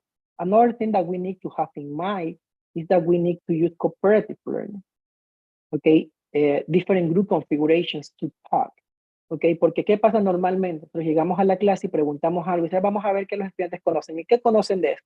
Y Jaime, Juan y María responden. Y luego hago otra pregunta y Juan, María y Pedro responden. Y luego Pedro, María y Juan. Okay, and we always have the same students participating. But if we ask a question and we say, okay, now talk to your partner about it. Okay, le va a dar la obligación y la oportunidad a ese estudiante de que hable. Y todos los estudiantes van a ser capaces de compartir y de hablar, tener un espacio para poder expresarse, porque a veces no lo hacemos durante toda la clase. Y luego que lo hagan, that they do individually, they do in pairs, or they do in small groups, they share something, let's make them write something. Okay, so make them document what they know. Okay, and bring ideas not only from their own reflections, but also from the discussions with the person. Okay, so after they write and they share, now let's discuss with the class. Y ahora sí, María, Pedro y Juan pueden compartirlo con la clase, pero ya todos tuvieron la oportunidad. All students have the opportunity to talk during the classes. Okay, so during the work, again, you need to have different group configurations and also demonstrating in the groups. And after that, you are going to have demonstrate learning through the class. Another thing that we need to have in mind is comprehensible input, connections, content development, and working memory. Okay, so when we teach in a classroom, the material is important, but it's important for a stimulation. The material can stimulate the learning that the students are going to have, okay, and also they provide some scaffold. So comprehensible input no solo tiene que ver con mostrar una imagen, con mostrar un gráfico, sino con permitirles utilizar the native language to go from L1 to L2.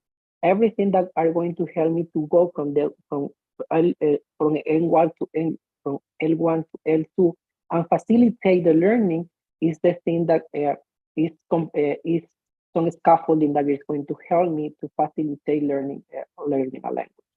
Okay, we always need, as I told you before, to make connections. When we make connections with the things that we already know, debemos permitirle al estudiante que haga estas conexiones durante el proceso, so they are going to be learned, they are going to keep the knowledge for longer. The third part that I want to share with you is the level and class size. And this one actually has some of the things that I have already told. So I want to change your mind from the deficit perspective, like there is different content. So I have different levels. I need to use different activities. I need to use different vocabulary. There are some times that I need to manage different curriculums inside the same classroom. Okay, and I also have large classes. So collaboration, as I told you in the previous PowerPoint, they are going to help me, like different grouping configurations are going to help me to really go beyond that. Okay, especially when large classes, donde no todos tienen el tiempo para participar. Cooperative collaboration and cooperative learning are going to help me to give each student the time they need to be able. So in here, as a teacher, we can use like different strategies to monitor the students and to guide the students. So maybe you are going to place the best students in your class, the ones that have a high levels of English proficiency, los ponemos uno en cada grupo y que ellos sirvan como tutores dentro de las clases. Otra opción es colocarlos de acuerdo a los intereses, haciendo trabajos en grupo, y colocar a los estudiantes que necesitan mucho más apoyo juntos, y yo me siento con ellos. Okay, so I'm going to be the tutor of them. I'm going to be monitoring, providing personalized instructions to them. Okay, so all the other groups are going to go together, going to go along because they have like a good level, so they can just easily go along. But those students that are going to be need my help, more of my help, I'm going to sit down with them. Okay, to have a very comprehension there. So instructional tools that are going to provide stimulations and scaffolding are the key. So use visuals. Okay, something that you can see is so much better. When we create a very stimulating environment for the students, we are going to stimulate the different brain layers. Okay, it's important that you stimulate students by visually things, reading,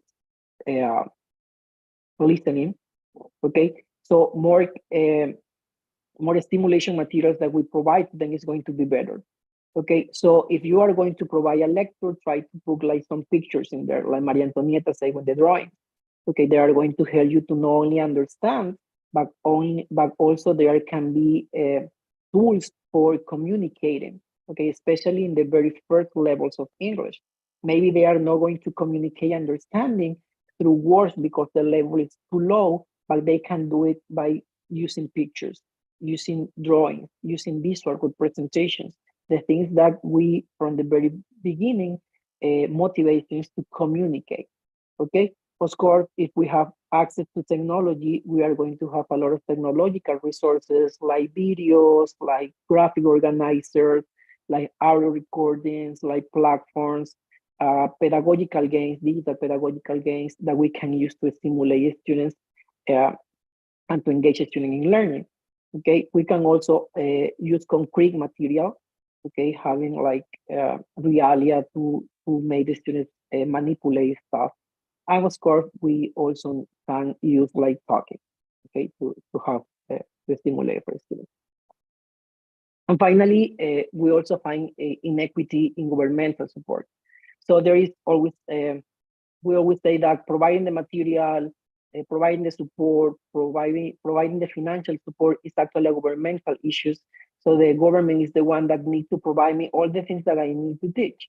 Okay, but they are not only, I want to change your mind today in this presentation, but not only put everything on the government. El sistema es muy complicado de cambiarlo. El recibir fondos del gobierno es muy complicado hacerlo. So it's also my issue. So I really want to change my classes in here, my classes in my schools. There is also my issue. Okay, so look for partners and collaborations. And there is always entities and organizations that can help us.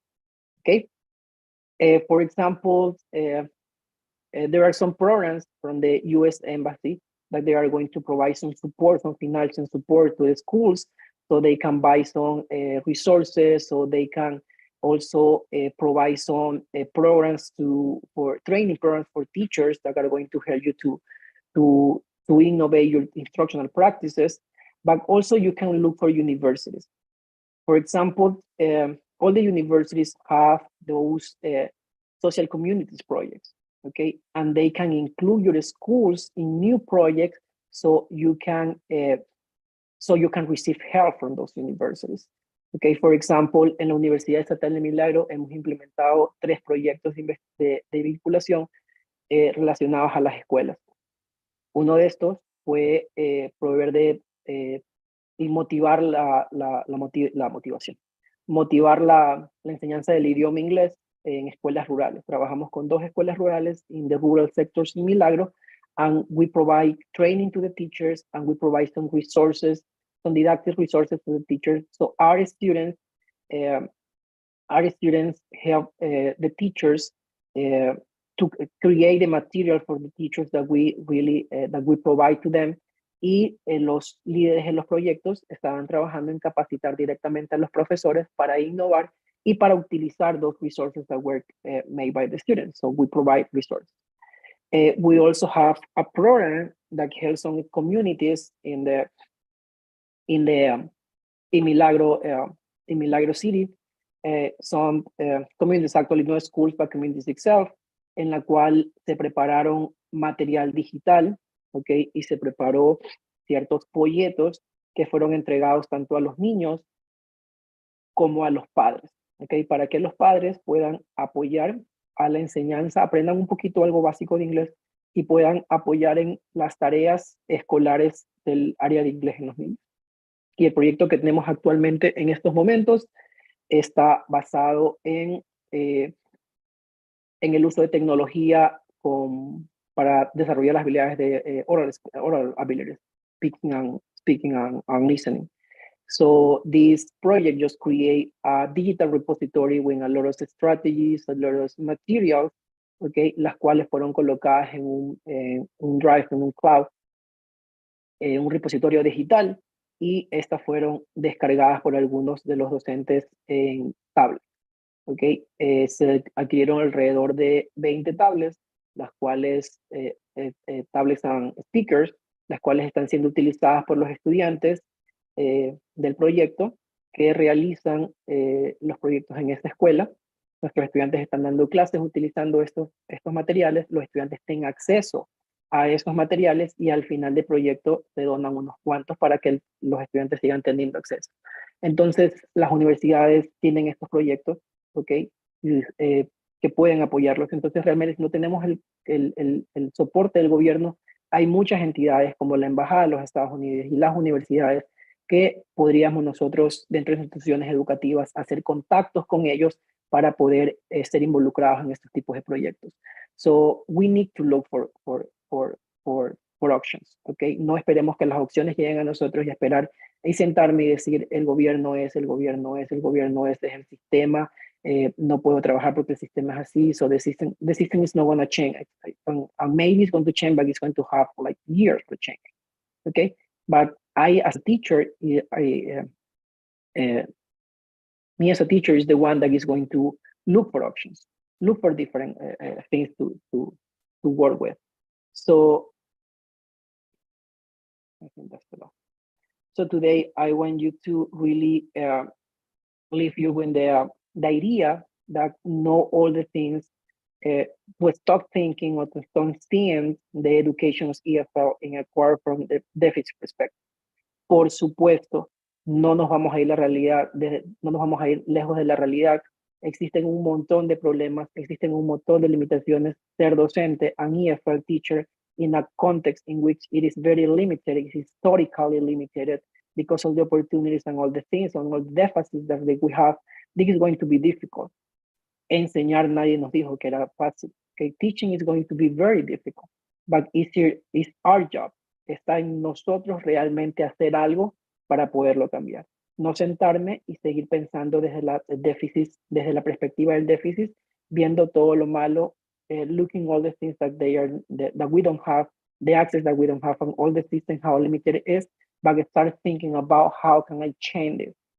Quizás no lo va a cambiar a nivel nacional, pero ya con que lo cambiemos, con que obtengamos entre el grupo de docentes en mi escuela, en el grupo de docentes que está trabajando en la escuela de al lado, So having those small projects in which we can share and we can collaborate as a red, as a professional red, sharing information, sharing material, sharing experiences are things that are going to really empower and change the EFL education in our country. So that has been my presentation. If you have any questions, I'm really open to answer them. Okay, thank you, Mr. Fabre, for your great presentation. Congratulations. And we now have a few minutes for, actually 10 to 15 minutes for questions and answers. So if you want to answer, then raise your, put your hand. Okay, we actually have Carlos Carranza. He's ready to make a question.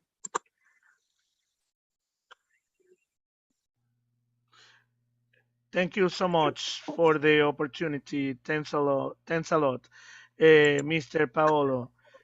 Very nice, and it was eye-catching presentation for me because you brought a real trouble that we have in the classrooms, especially in public classrooms in the public high schools, because we have to deal with uh, a few resources. Even now, we can say that we don't have textbooks.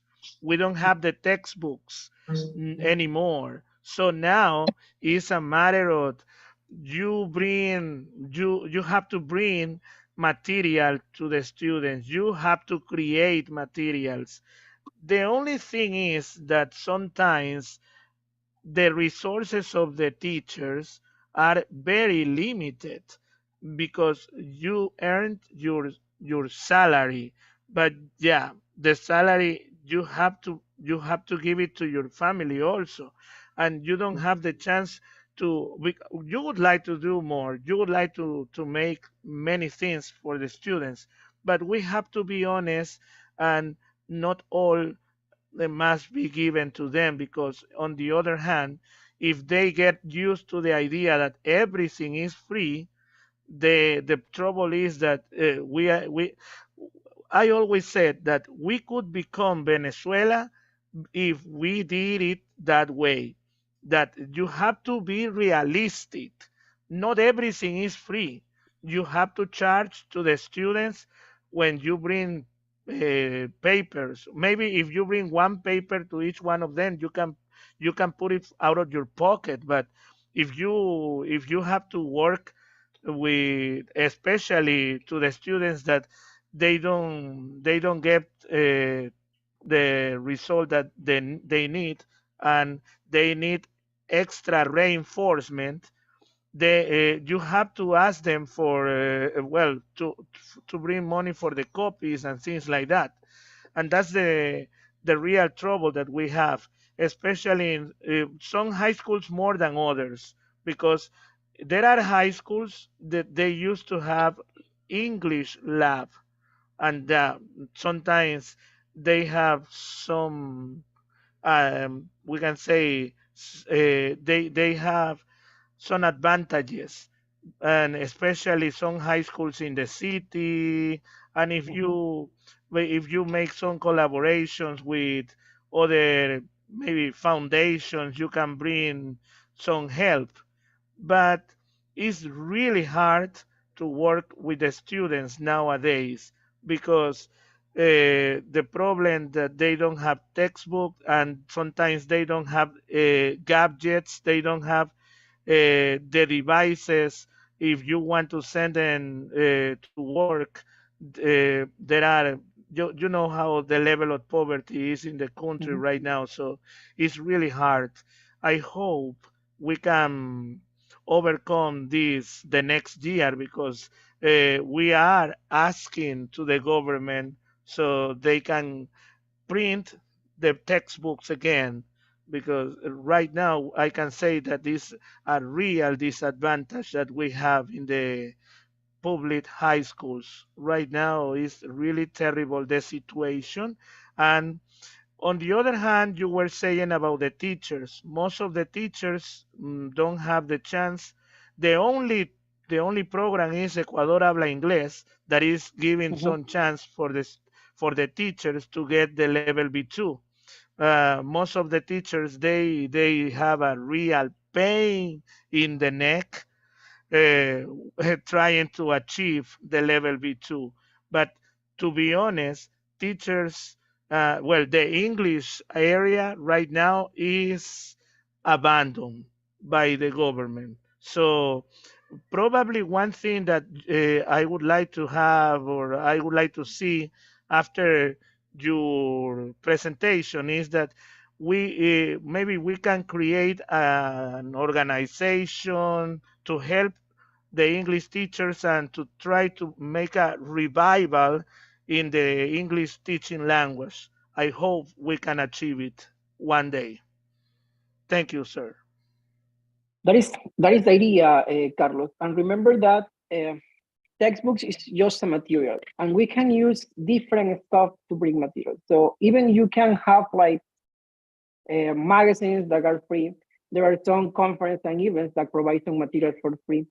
There, you can print your 10, if you have a large class, you can print your 10 readings in internet and then provide some material to the students to use in the classroom. And then just borrow the students the material and they pick them up so you can reuse in the future. Of course, we have the salary of English teachers in Ecuador is not really high to buy all the materials that we really need. But if you are going to, if you can use the material, like buying some stuff and reusing for it during your classes, so maybe when you have like 5 or 6 or 10 years of experience, you are going to have a bunch of materials that you can use. And textbooks are just that, it's just a textbook. So, and most of the textbooks that we normally use, they focus a lot of grammar structure. And as I told you, structured conversations that the students need to learn.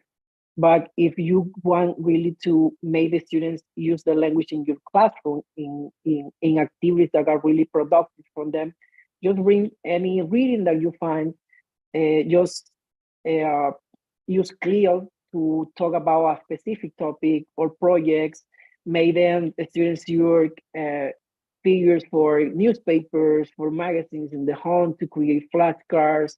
So you don't really need to spend, but to be a little bit creative to use the materials that you have around you to create teaching materials. Okay, and of course, I would love to construct some learning professional reps that can help us to share ideas and to share materials. Okay.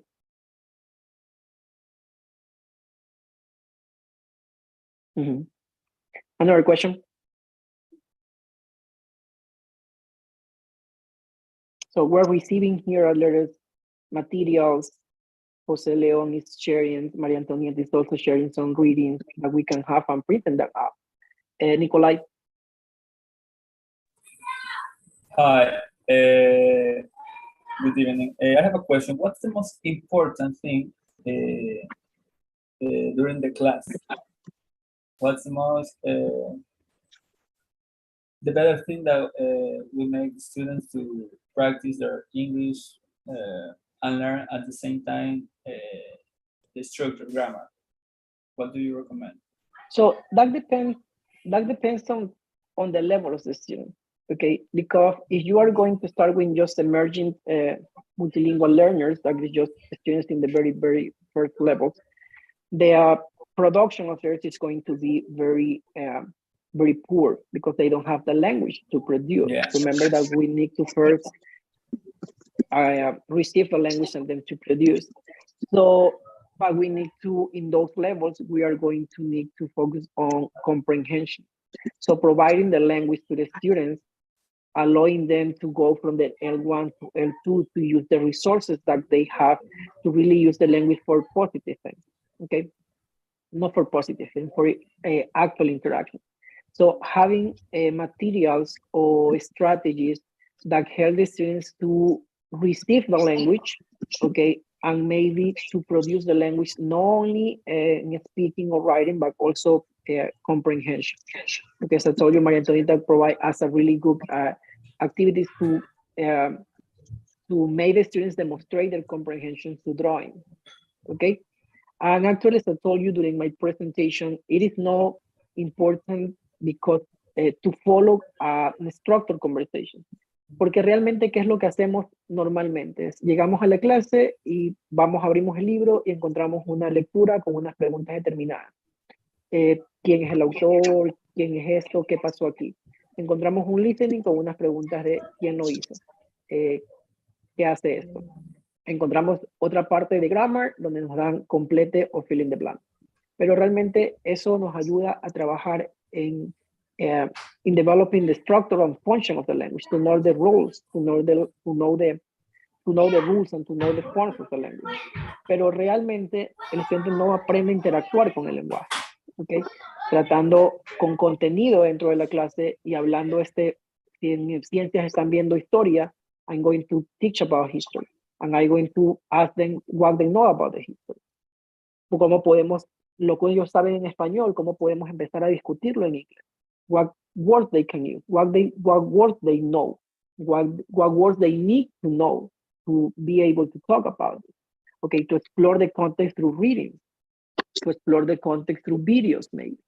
Okay, and then use those resources to make a presentation, okay, to demonstrate the learning, okay, to talk in the classes or in the groups about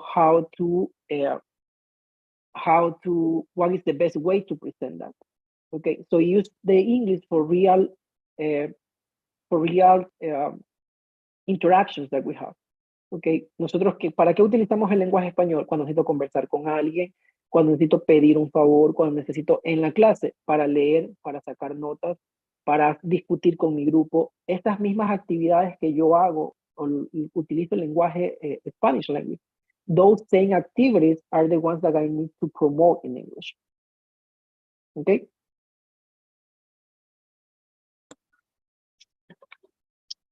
¿Hay alguna otra pregunta o comentario? Is there any other questions or comments? Ok, María Antonieta, he levantado la mano. Sí, para complementar un poquito lo que dijo el doctor Fabre, que realmente eso es lo que pretendemos todos como docentes, ¿verdad? Integrar todas las habilidades y hacer algo real, significativo para los estudiantes donde ellos puedan traer su background knowledge, que ellos ya traen en casa. Entonces, nuevamente ahora en nuestro proceso de enseñanza-aprendizaje del idioma inglés está muy ahora en términos de nuevos métodos, el translanguaging, es lo que estamos haciendo ahorita.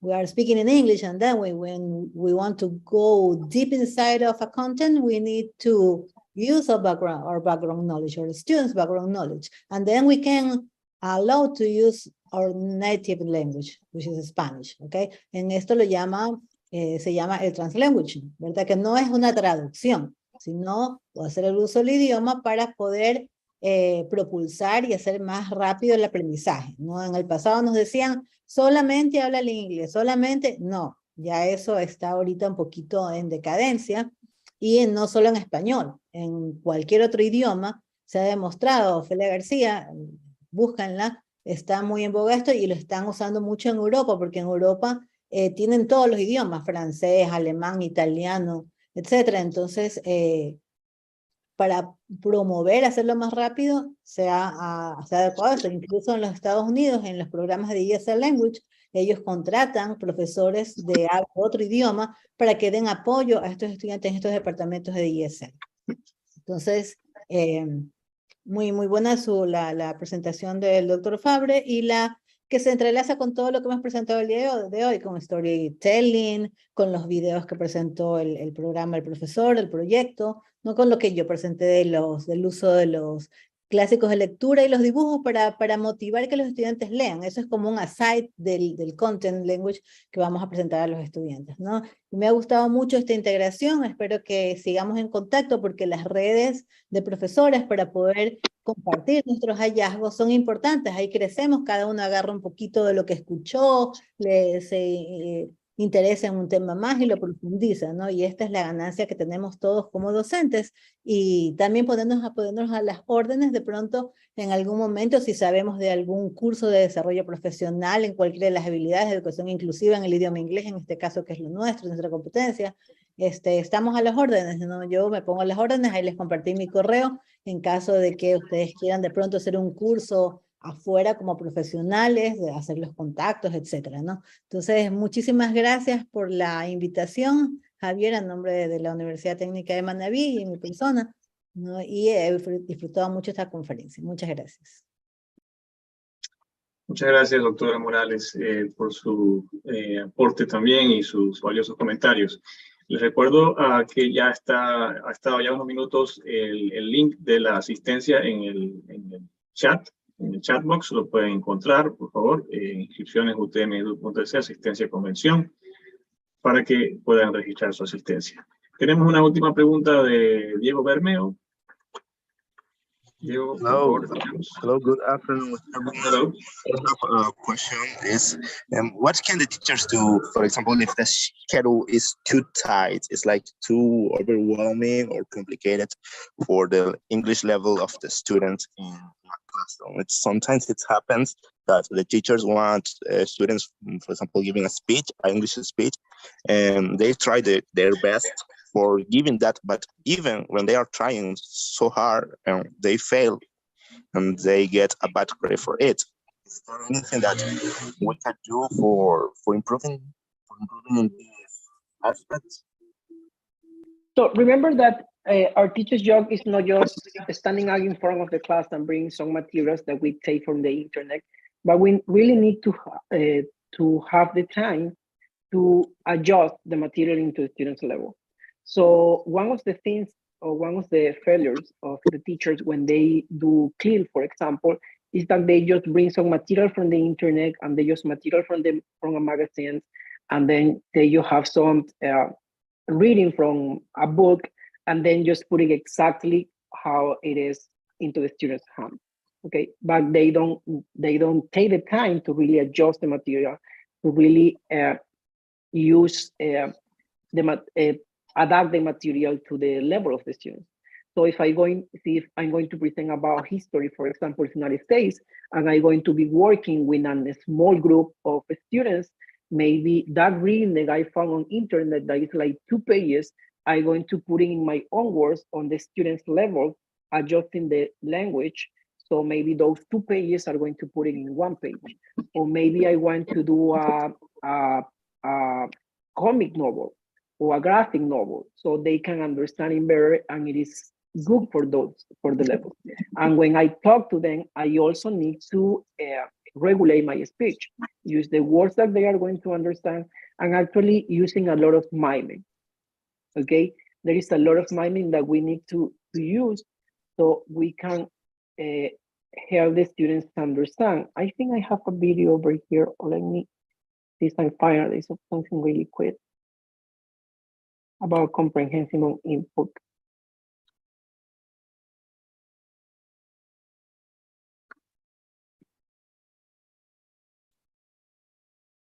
Let me see this one. Okay.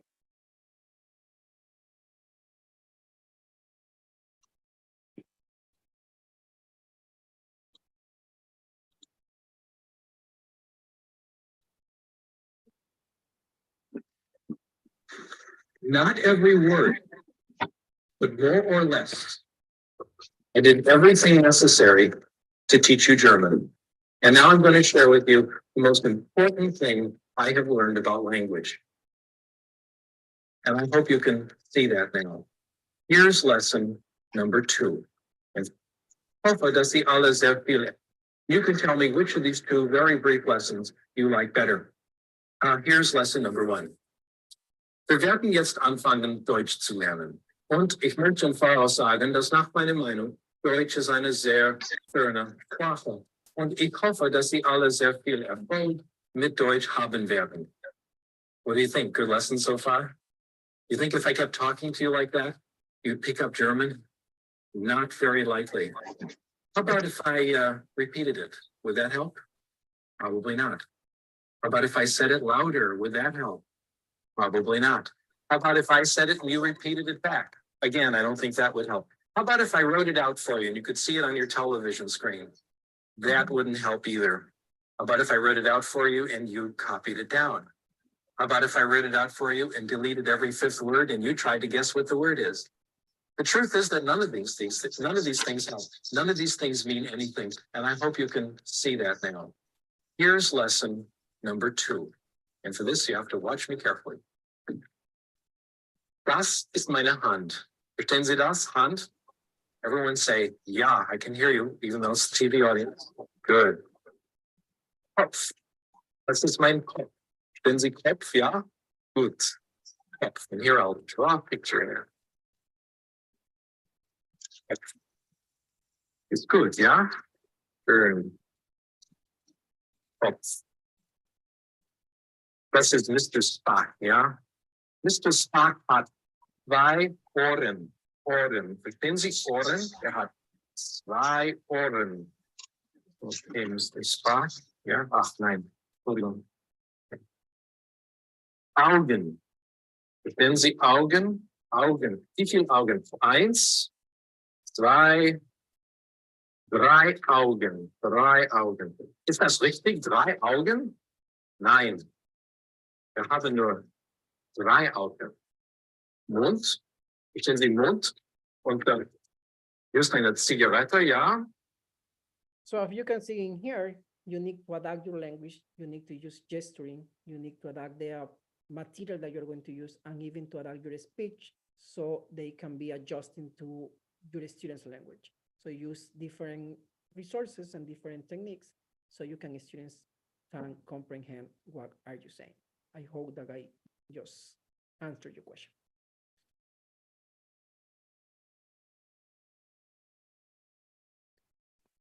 Okay, I think we have come to the end, right, Javier? Yes, Mr. Faure, we have run out of time, so we're going to have to stop there. I just want to remind everyone or invite you to continue to connect tomorrow to our next sessions in the morning from 10 to 10 a.m. to 1 p.m. The links will be sent to your emails during the night. So we invite you to come join us tomorrow again. And then we'll also have another session in the afternoon, same time, from 3 to 6 p.m. So thank you again, Mr. Fabre-Berchan, for your presentations. Congratulations, and I wish you the best in your projects. We are now finishing the session. Thank you, everyone who has participated and in this event for your attention and your participation. All the best to everyone, and enjoy the rest of the evening. Thank you.